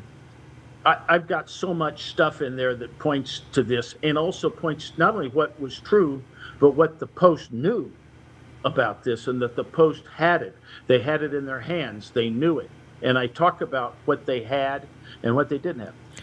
Not only did I uncover, you know, I'm not trying to strain my arm by patting myself on the back, but I know about this stuff. I mean, you're the only one who's done this sort of reverse engineering of what the Washington Post knew and when it knew it. So you take the floor. I did. So up in my garage, it took me. I had to go through 3 interns to get all these Washington Post things copied, because they're very hard to copy, very inaccessible, by the way, and I think deliberately so. And I went through a lot of summer interns, a lot of money but I wanted to make sure I had paper copies, lest they destroyed them on the internet. I have a paper copy, besides an electronic copy, of every article they published. There are 3,000 of them. And then I've also got evidence as to what they had and what was in the public domain, so forth and so on, what was before Congress. So I'm giving you just the highlights that really get to the essence of this. But I prove the Washington Post many, many times over, concealing material facts as to what happened in Watergate that affected our democracy. So as a prosecutor, you know that concealing material facts is fraud. Now, the newspapers, it's something different. The newspapers can do whatever they want. I'm a free speech guy. You can publish this stuff in the paper, and it's not technically fraud, because you're not extracting money other than the price of the paper, but you're not making somebody get an investment for $1 million based on your article. But if you were a securities dealer and you were this fraudulent when you got money for shares, you would be in jail. If you're a real estate guy and you withheld material information, you'd be in jail. But there's no doubt about it. You're a paper. You've got not immunity, but you don't have a fraud case because you're just publishing stuff. But nonetheless, they talk about saving democracy. On the Post masthead, it says, democracy dies in darkness. Well, if it dies in darkness, they've killed it.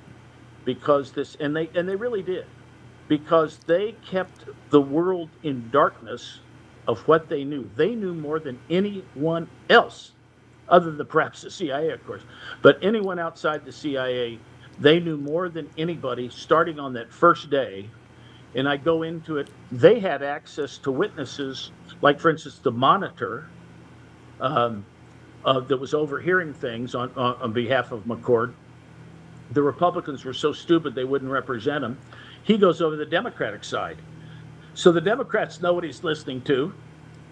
And one Democratic lawyer, DNC lawyer, who was later hired to suppress some evidence that would have blown this open, he listened to the tape of the interview that the Post did of the Monitor. And he was so disturbed, he won his motion. He got Judge Sirica to suppress the evidence they wanted suppressed.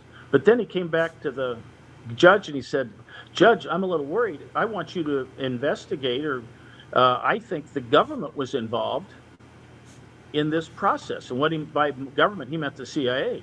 He was concerned because after he listened to the tapes, it was clearly a CIA operation. Now, he didn't know this. He's an outside lawyer. The Democrats have to come in to suppress some evidence. But he was an honest guy, and named Charles Morgan Jr. So Charles Morgan Jr. said basically, hey, I've listened to these tapes, the tape just of the interview of the Monitor. It's clear this is a CIA operation. Well, that never went anywhere. Howard Hunt, I'll give you something else for your viewers here, Victoria. I hope you find this interesting because I'm fascinated. I love it. I love it. But now Howard Hunt, who was the leader of the burglary team, or the overall supervisor, who had infiltrated the White House, supposedly was doing dirty tricks for Nixon, he's going to go to trial as one of the burglars. But unlike McCord, who would live and die for the CIA and would take a bullet for him, Hunt was a little different. He was a well-read guy from an Ivy League school. He had published several books himself. He wrote mysteries. And he had a wife that he was deeply in love with and these wonderful kids. They had this wonderful life out in suburban Maryland. And he didn't want to go to jail for a few years. He couldn't take it. So he decided that he would defend himself in the burglary. And what was his defense? The CIA defense. You can't make this up, can you? He was going to trial and had proposed that the actions were not legal because I believed and still believe that I was acting as a CIA agent on an authorized mission, approved, by the way, by, I think, higher-ups in the White House. I don't know, but I think I was approved by John Dean, and I think it was approved by John Mitchell, the former Attorney General. It wasn't by Mitchell, but that meant right. It was approved by Dean, who at the time was White House counsel. Therefore, it's approved by the White House. I felt this was a legit CIA operation. So Nixon's Justice Department, rather than saying, hey, Nixon, this is really good news. You're right. He's going to show that this is CIA operation. They're very ethical. They don't go ratting out to the White House. They're prosecutors, and their job is to prosecute Hunt. So they were trying as best they could to try to say it wasn't a legitimate CIA operation. You may have thought it was, but it wasn't. And they're very worried about it. But Hunt persisted, and then they had a good witness in Chicago that could say that McCord told him that some bugs he ordered were for a CIA operation. So they had him. Hunt's wife was Dorothy Hunt was a CIA agent herself, who had just lost her job after the burglary as an undercover person at the Spanish embassy. She now puts $10,000 in cash in her purse, which was a lot of money in 1972. And put it in a purse, got on a flight to Chicago Midway, and this is odd, she bought death insurance in case she died on the flight. Who does that? But she did. So she gets on the flight, and sure enough, as they're landing in Midway, something happens, and the plane goes cattywampus, and half the plane dies. They crash, and she dies with her $10,000, and so forth. That sort of kind of stuff. That happened a lot. That happened a lot, and Hunt, was one of his reasons for going to trial was his wife, and now his wife is killed. He still persisted in the CIA defense and actually tried to get McCord to go along with this. This all came about and was even put forth in the Watergate hearings, with all the senators acting like this is just a big ruse to try to come up with a false CIA story. Hunt never testified, but McCord did. Well, Hunt didn't testify to this. But anyway, this was clearly Hunt's belief that this was a CIA operation. So finally, Dean convinced him, with his wife dead and everything else, to plead guilty. So he pled guilty. However, Dean was so dumb, he didn't realize that meant that Hunt just got rid of his Fifth Amendment rights to stay silent. And any time they brought him to the grand jury after he got his sentence, he'd be able to yap. So that's why Dean one of the reasons Dean decided he might be state's evidence. Hey, I'm getting out of here before the posse gets me. So then he takes off. So this whole thing, then of course, Dean, the special counsel now is appointed. They love Dean because he can focus and you know. So this whole thing was a setup from the real people that withheld the story of Watergate were with the Washington Post. Now, there's no doubt the Oval Office, they slurked around. They didn't know what had happened. They thought maybe somebody else down the hall had done this. They didn't know. A lot of them thought for a long time that Mitchell did. Mitchell ordered this. Now, let me tell you something, Victoria, that will bring this up to give credibility to the story. I've been lecturing for the last 20 years. It's been 20 years now. Last 20 years that John Mitchell, in my view, was innocent, that he'd had nothing to do with this, that he didn't order it, that he knew nothing about this. He was the head of the campaign at the time. Well, there's a young man named Gerard Groff, who's a pretty bright young historian, and he listened to the tapes and came out with something called The New History of Watergate. It's a very good book on many levels. I've heard different opinions about it, but keep going. Well, I will also say there's some things that are very bad. I'm trying to be charitable here, but some of it is very good. Let me put it this way. And what he's good at is faithfully recounting some of the tapes, what was on the tapes, that nobody has read before in any of these books. Okay, he got into some tapes. And what he showed was pretty darn good evidence that around March or so of 1973, the inner Oval Office was figuring out that Mitchell was innocent. They all thought that he might have ordered this. It made sense that he would have ordered it. It came from the campaign. Why wouldn't he have ordered it? And so forth. Well, they began figuring out that Mitchell didn't have anything to do with this. And they came to so he came to the conclusion, Groff, that Mitchell was innocent, as I had been for, and I've been that way for 50 years, but I just started talking about it 20 years ago. So so you had that issue.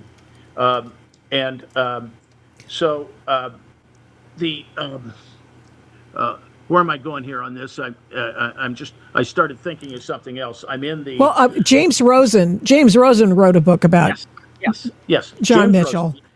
Okay, there you go. And James Rosen, and he's going, what? You know. James Rosen hit it right, and James Rosen came out with a book called Strongman and said, in so many words, Mitchell's innocent. Now, later on, Gerard Groff comes along and says, I've listened to the tapes, he's innocent. Now, this is interesting. What he says here is what makes this book bad. He obviously was doing this book in collaboration with our friends at the Washington Post. Now, all along, the Post had contended that this was an Oval Office job because Nixon's best friend, who was with the campaign, was John Mitchell. And John Mitchell ordered this, so obviously the White House knew about it. This was part of their deal. Well, guess what?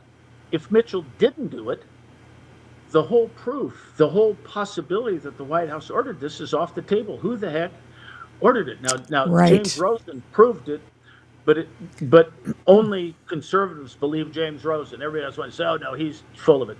Now that book was meticulous. The book was wonderful. Rosen nailed it on the head, and he's a straight guy. So now we come along, and Groff is a good historian, but he's going to sell this book only if the Post helps him sell it, okay? Now, guess what? He says, and so now what are the consequences? You're a detective. You say, well, wait a second. If Mitchell didn't order it, what does that mean for our hypothesis? Well, guess what? It means somebody else ordered it, and it wasn't Mitchell, and it wasn't the Oval Office. Gosh, who was it? And you start getting to the CIA, and maybe John Dean, who was influenced by the CIA, but mainly it was a CIA deal.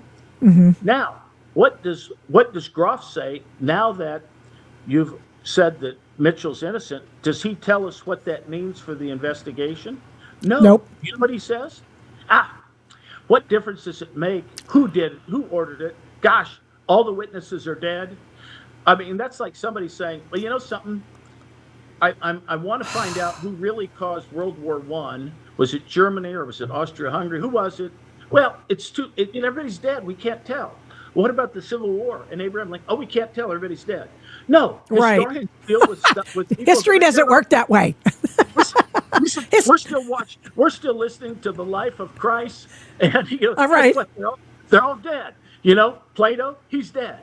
And so these guys say, and then at the same time the book is released, it says this: Len Downey, the chairman emeritus of the Post, not officially a Post employee, so he could claim he's removed, but he's still chairman emeritus.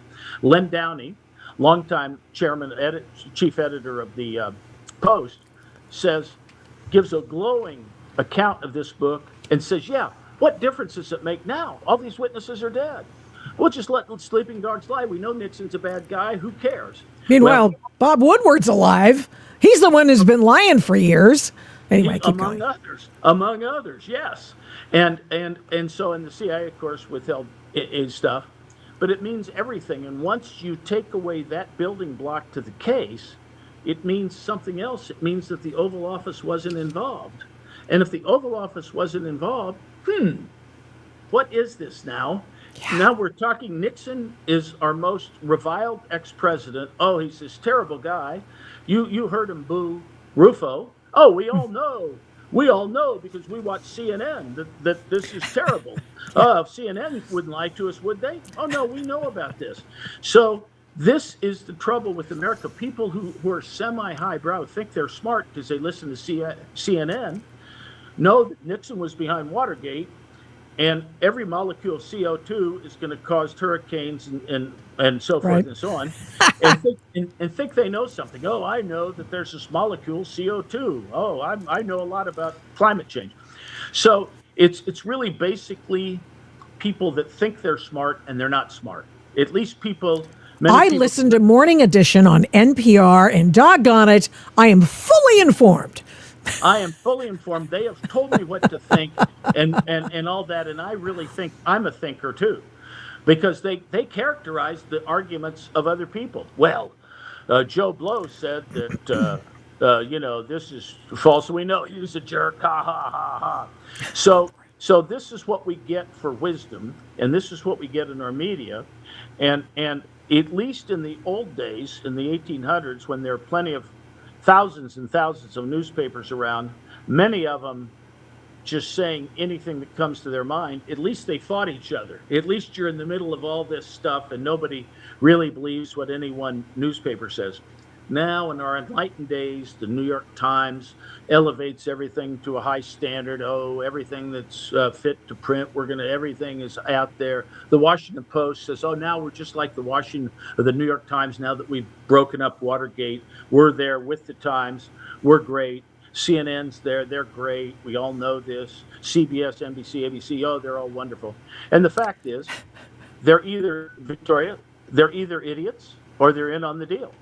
And or as often the case, you don't want to see something you don't want to see, and I think that's more the question. There's not a probing mind, a curious mind that is supposed to be the lifeblood of our democracy. People with open minds, willing to debate. You don't see that. The minds have been closed by constant hammering.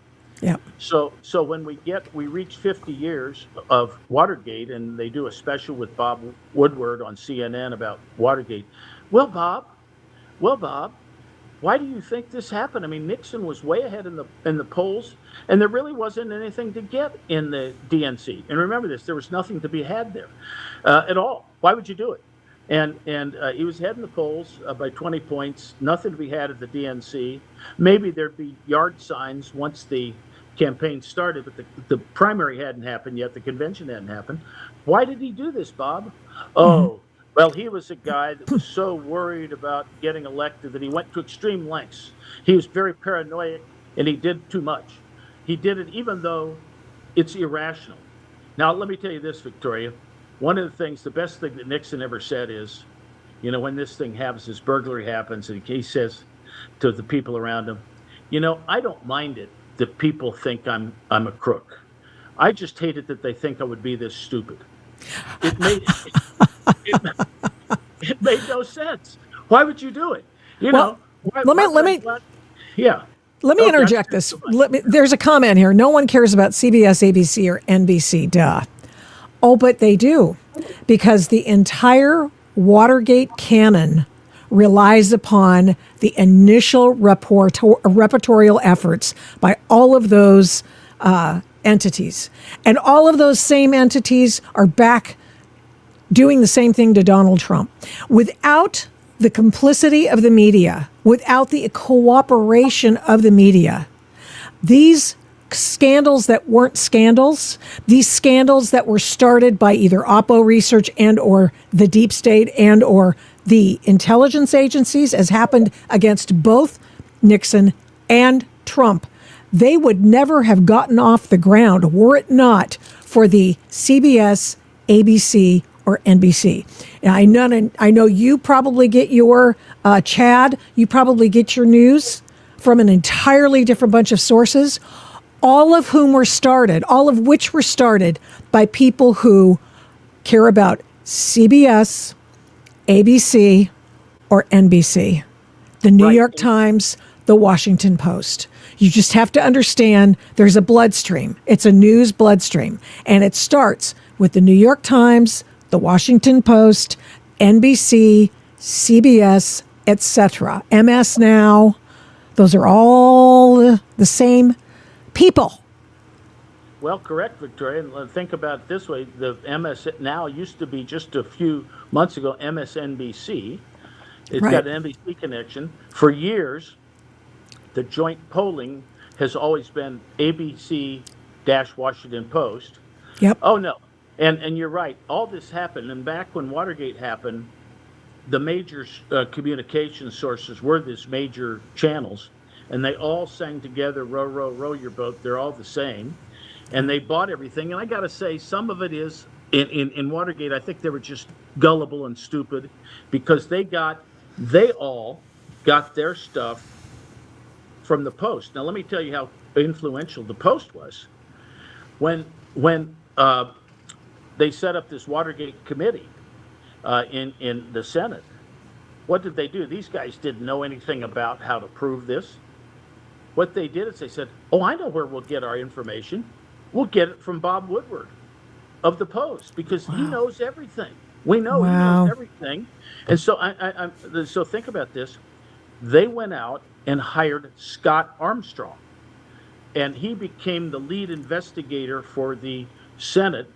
Scott Armstrong was a young guy who became a, whatever you want to say, an apparatchik for Woodward, was kind of trailing. He was his buddy, his mentee, and they said, oh, we've got Scott Armstrong, so that's our way of getting everything that Woodward knows, as if Woodward is the king.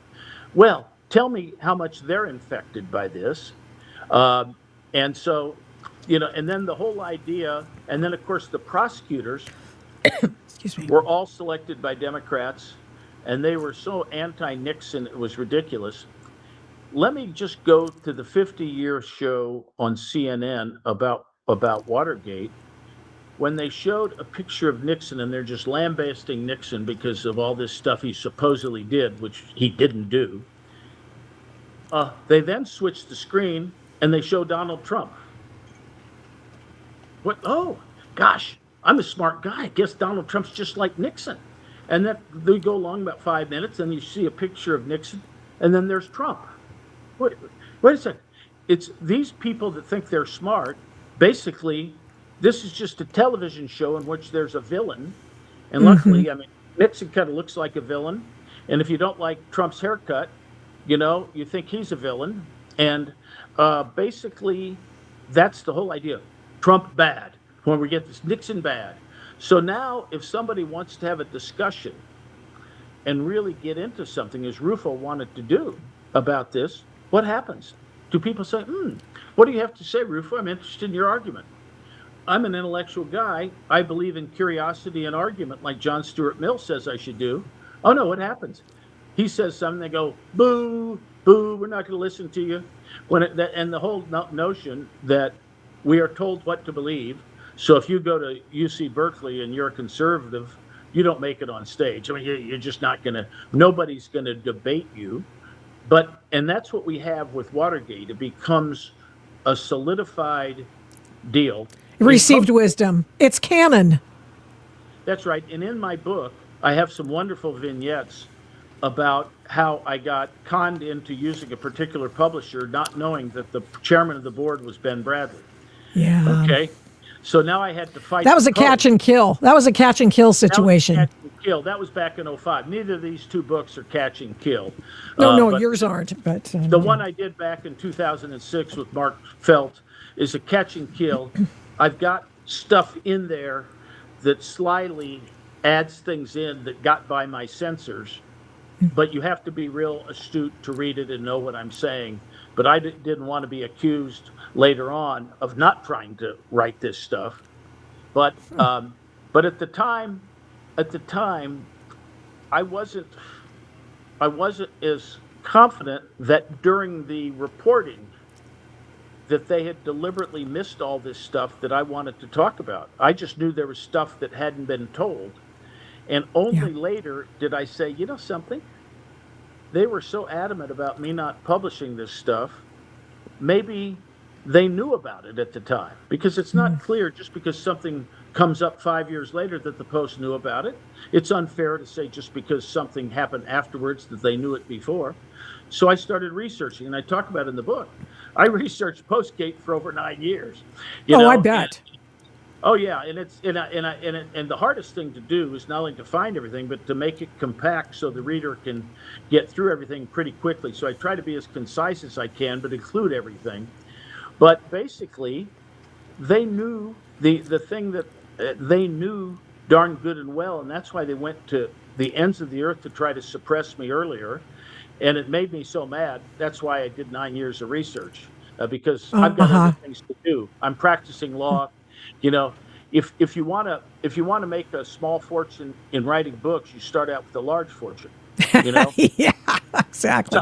So, I have a comment from somebody. I know that there's an element of truth, but tell me about this.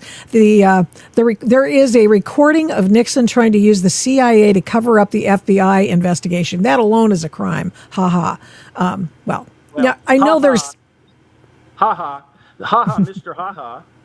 You may want to look for other facts. Look at the Washington Examiner. I have a 900-word article today about that very subject.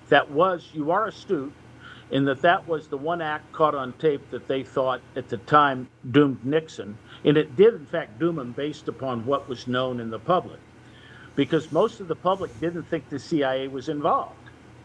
And I go through the deal. My client, Mark Felt, thought the CIA was might be involved from the very beginning, told that to John Dean, told it to his boss, who told it to John Dean. And John Dean, meanwhile, Nixon wanted the FBI not to investigate the Mexican money trail, but not because it had any evidential value as to guilt or innocence. And Nixon knew that he wasn't guilty of anything. He did that because his friend Dwayne Andreas, the head of Archer Midland Daniels, the big Midwest food processor, he had given Nixon a big check. But Andreas was a Democrat, and he was deathly afraid that people would find out he gave money to a Republican. So Nixon didn't want this money trail investigation, wasn't going to do anything other than find out who it was that was behind the checks. You know, it wasn't going to tell them anything. People knew about the checks, knew that Liddy had gotten White House money. The thing was financed with White House money. All they didn't know was who had written the donations. Well, that has nothing to do with criminal innocence or guilt. And that's all that stopping the money trail would have done. Now, in answer to this very good question, by the way, by the viewer, in answer to that question, what would have happened had the Post been honest and had this thing come about and the Post been honest and everybody said, oh, this was a CIA job. Now it comes out later that Nixon says, oh, by the way, tell the FBI that this might expose a CIA operation. And there was some basis for it because Dean had told this based on Patrick Gray, based on Felt.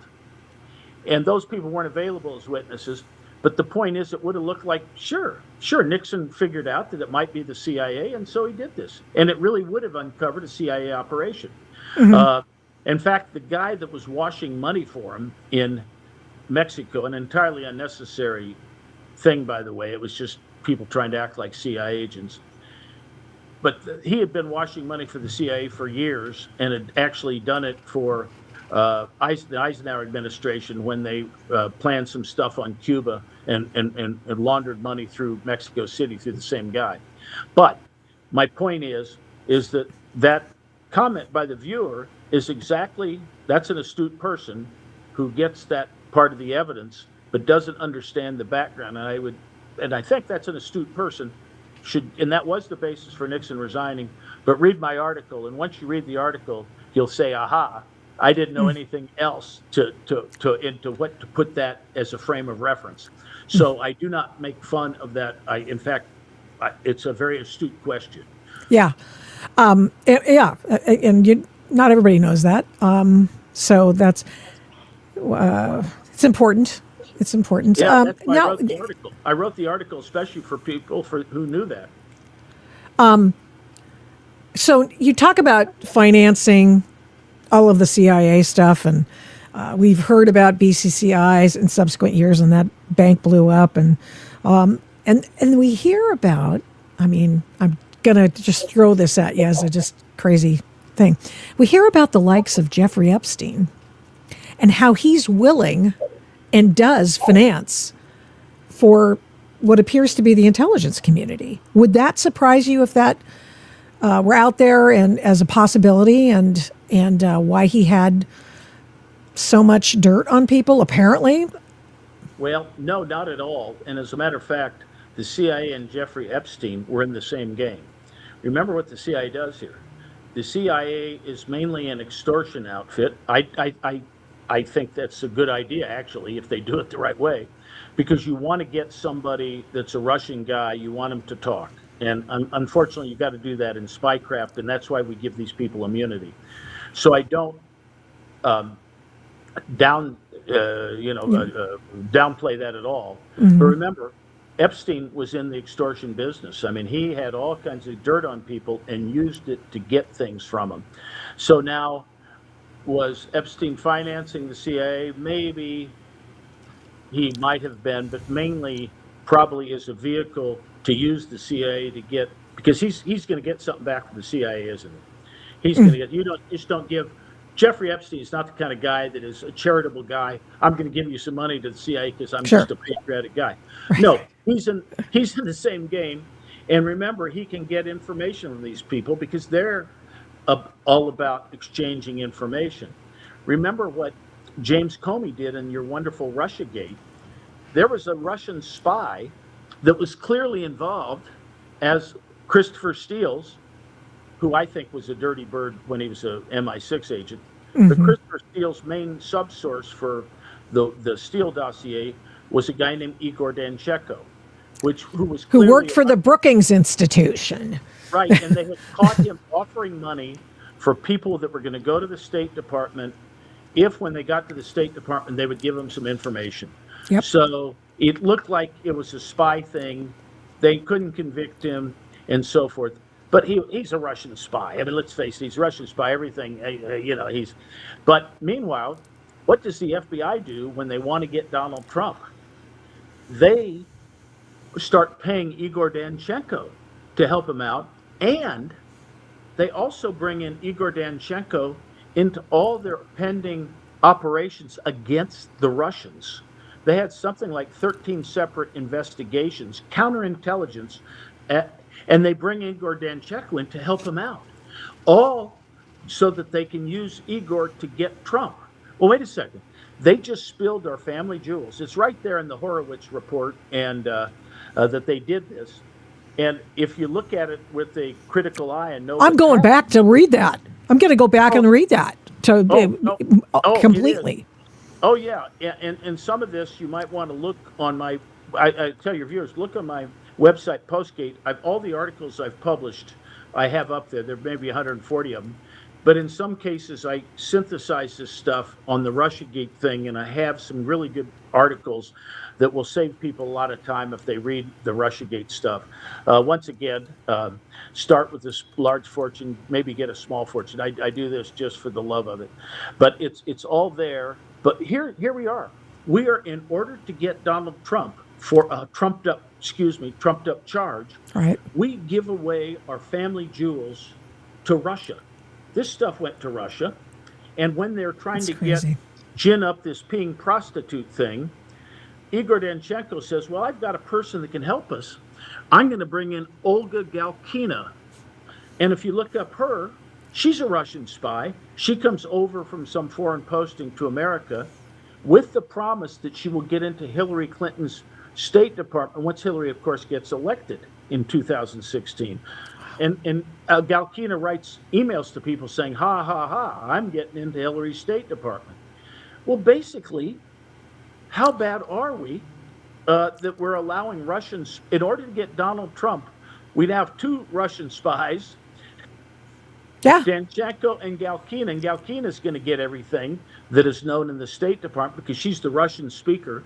They will have the whole Russian thing wired. I'm not going to say here that Fiona Hill was a spy, but if you looked at her friendship with Galkina and Danchenko, with Danchenko and Steele, who she supposedly was a girlhood friend of, I don't know. That's just all it says. No, your instincts are right. I don't know about this, but I don't want to call her that, what I'm thinking she is, but the evidence. And so in order to do this, to play these politics, here's my point. You play these politics and you're willing to give up. You're willing to give up America's secrets. Hillary Clinton, in order to get money for her campaign for this Uranium One sale, also, among other things, also started giving dual-use technology to the Russian Silicon Valley Skolkovo, which again, in the Defense Department said, wait a second.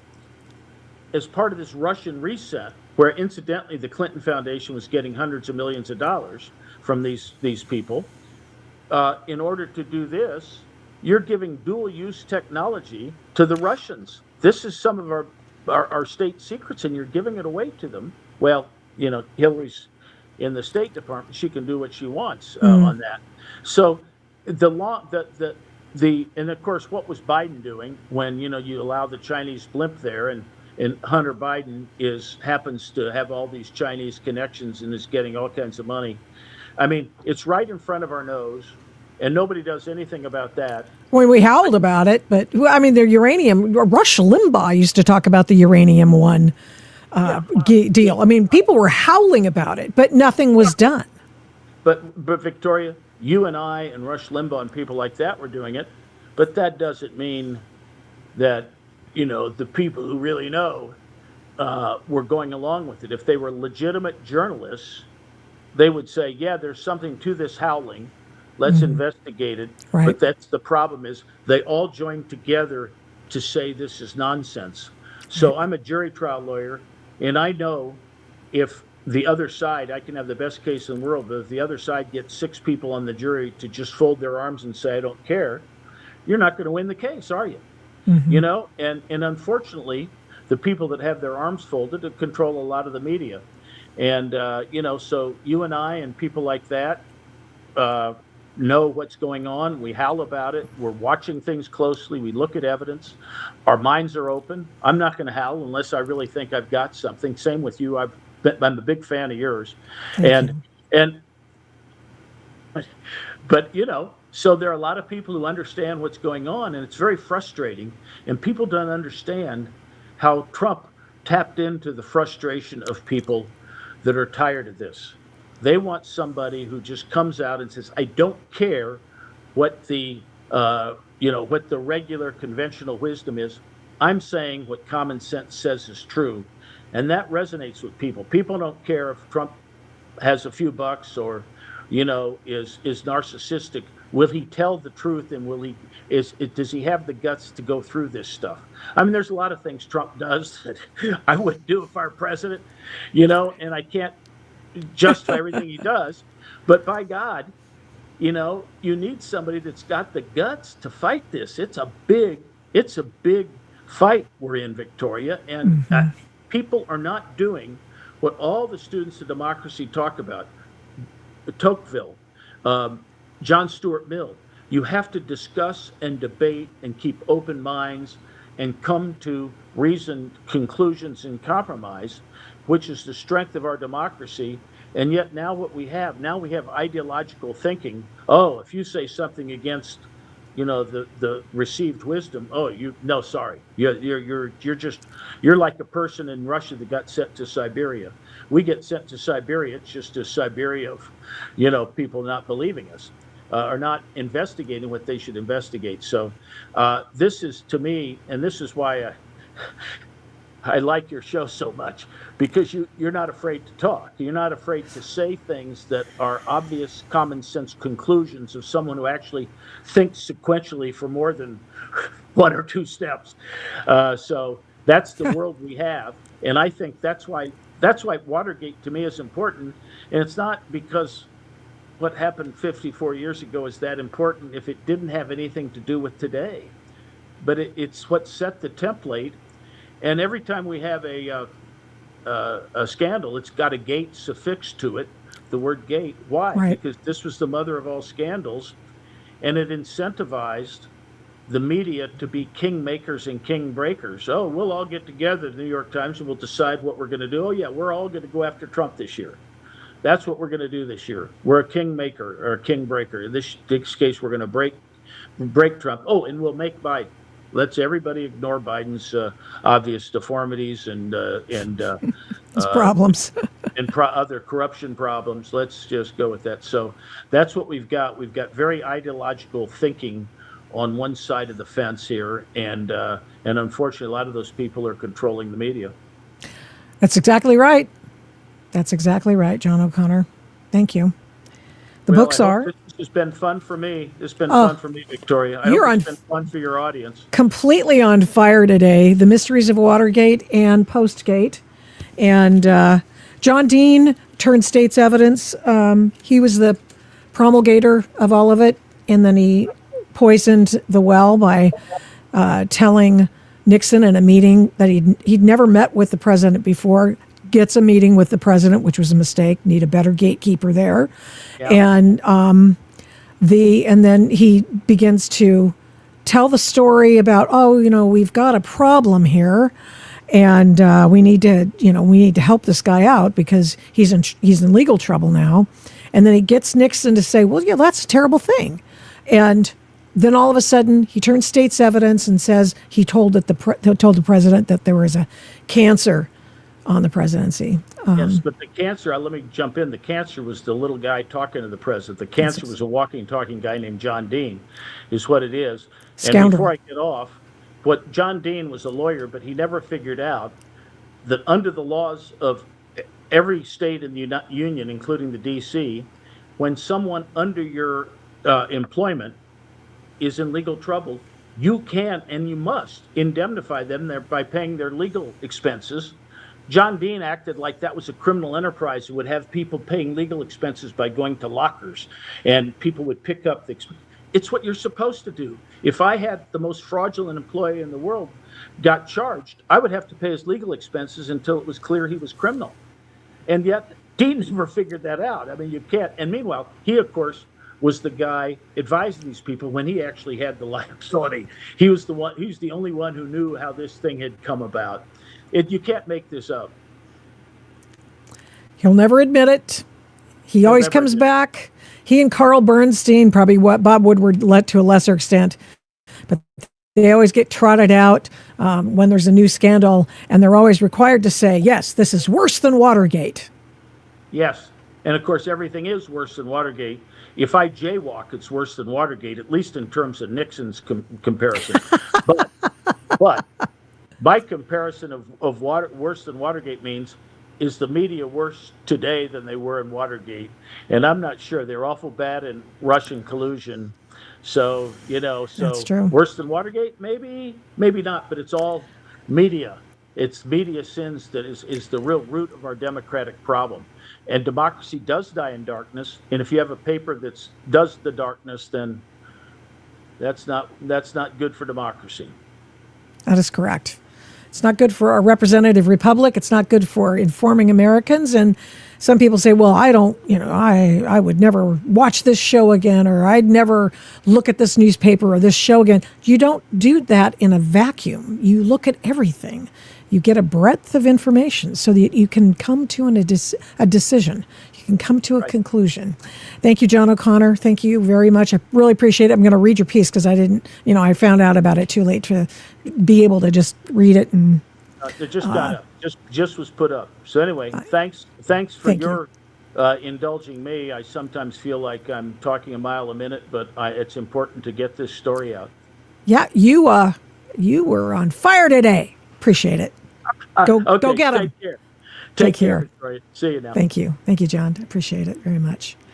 Okay, well, one of the things I wanted to bring up before we say goodbye is that you really are naysayers out there, people who don't believe, like they say, oh, this is ridiculous. I can't believe you believe this. This is insane. Okay, you can have it your way, or my question to you is, what are you going to do about it? What are you going to do about books that have been written on this? I'm not saying the evidence. John O'Connor is a federal prosecutor turned private litigator. He writes this book like it's a legal brief. What are you going to do with his information? You're going to continue to just ignore it? You're just going to pretend it doesn't exist? You're going to pretend that, all of the people who have come after Trump have been lying to you? Well, get ready. When you find out, your mind blown. I'd like to leave you with this discussion. I hope it comes up properly. And it is a woman who found out that liking Donald Trump was going to mean that she'd lose her job. And so I want you to see her. What do you do with her when all is said and done?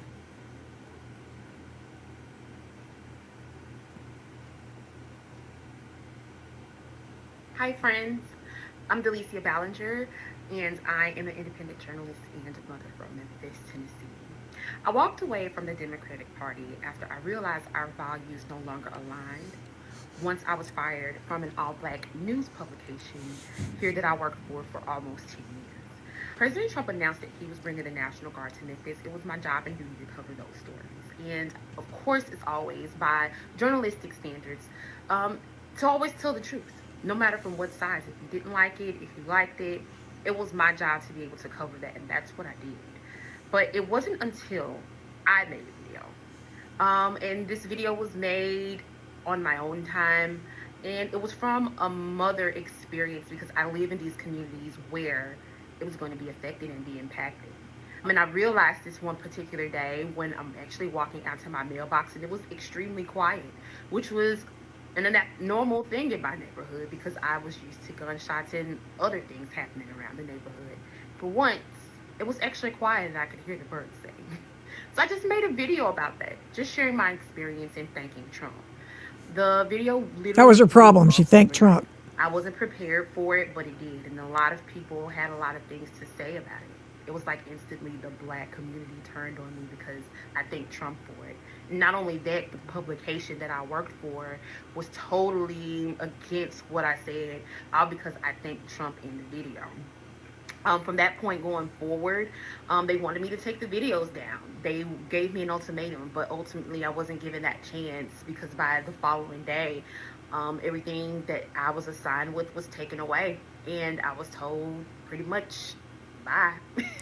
But from that point going forward, it was my job and duty to just make people aware that the media lies, because they do. Why should I be fired for actually telling the truth and showing that the president actually did make a difference in my neighborhood? I then started to do my research and look further and further into the truth when you're talking about President Trump and wanting to know more about the things that he's done. And I realized from there that he's actually done some great actionable things for America. And I never really understood the hate. The more I read, the more I actually started to like him. Crazy thing about it all was that I actually did want to meet the president, but never in my wildest dreams did I think that something like that would happen. Just last month on March 23rd, President Trump came to Memphis to basically show his accomplishments for the Memphis 8 Task Force. And I wanted to be there, and I got that opportunity. I had a chance to meet the 45th and 47th President of the United States.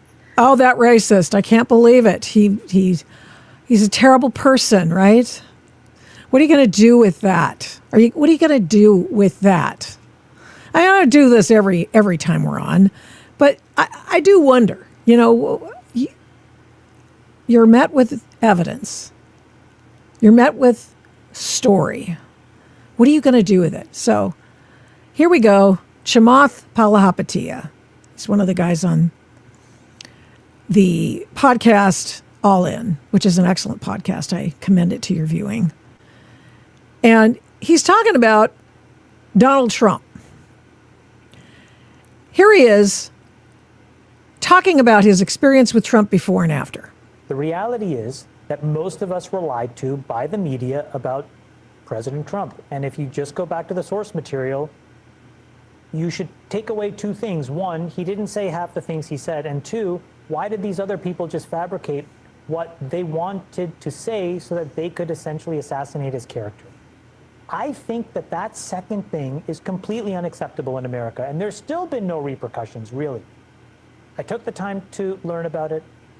I admitted where, the way that I met him was I admitted on the pod, which, has millions of viewers, and I said, I got it totally wrong. Because I went and I watched Charlottesville, and the first person to call me? Charlottesville. Who was it? President Trump. And I got to know him, and I put the phone down, I called my wife, and I said, we got it totally, totally wrong. We were lied to. And then I got to know him, and he is fantastic. The reality is that most of us were lied to. Chamath, but he's, what is he? What are you going to do with it, though? You're required to respond. I've told you what happened in the past today, told you what happened in the recent past, told you what's happening now.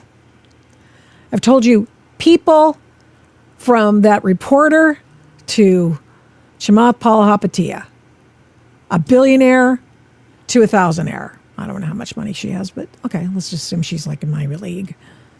And I'm telling you, you can ignore it, or you can read, or you can listen to people you trust. Instead of trying to besmirch my character here in the chat, why don't you take a look at the facts yourself? I've been in this business of reporting and talk and all kinds of things, writing, for 40 years. And I've learned the hard way. You don't have to learn the hard way. You can learn the easy way. You can take my word for it, but you don't have to. If you're smart, you won't. You'll just look at it for yourself. Don't be fooled, though. Don't be fooled. I'll see you on Thursday. And on Thursday, Jeff Shepard, we're going to do a second part of the deep dive into Watergate. Jeff Shepard is a guy who's listened to all of the Nixon tapes. He's the guy who initially said, oh my God, he's guilty of something. And then went back over time and went, oh my, I was wrong. And then, as an attorney, looks at what happened in court, in the House, in the Senate, before Judge Sirica, and finds out the truth. That he was a president who was deposed, not found guilty, but he left because he knew he had lost support. A guy who won 49 out of 50 states had lost support because of the media lying to you and people whispering in their ear. So I'll see you on Thursday. It's going to be a good one. I've got other stuff. Next week, it's going to be Hot Book Summer. It's going to be so great. Alex, hold on just a second. I want to make sure I say, is it Alex Decker? I think it's Alex Decker. Yeah. This guy, new author. Holy crap. I'm going to tell you all about his book. We're going to talk to him. That's going to be next Thursday. All right. Donald Trump didn't make her lose her job. Yeah, no, those ignorant people at the newspaper made her lose her job. That's what happened. It's always the people. It's always the people. People. See you on Thursday. Thank you so much for watching and listening to this episode of the Adult in the Room podcast. We do not take you for granted. We appreciate every single person who tunes in every week to listen and watch this program. We're here every Tuesday and Thursday, live streaming on Rumble, and then on every other podcast platform shortly thereafter when we can port it over and get it over there as soon as we can. All the shows can be found at victoriataft.com, where the censorship regime has been banned by me. Follow me on social media at these names: Victoria Taft, the Adult in the Room podcast, and the Victoria Taft Show. Send media inquiries, or any others for that matter, to victoria@victoriataft.com. And here's a big ask. Would you please subscribe, share, like, comment, recommend, and give this program a 5-star rating where you can? We really appreciate it. We do not take that for granted either. Follow my work at, you guessed it, victoriataft.com. PJ Media, I write tons over there. Flamingo Audiobooks, and of course the radio. I don't do this alone. This show is produced and engineered by Overall Media. 1A Cast is responsible for some of the Adult in the Room podcast's imaging. Logo design by Hageman Creative. The Adult in the Room podcast is produced at Flamingo Road Studios. All rights reserved.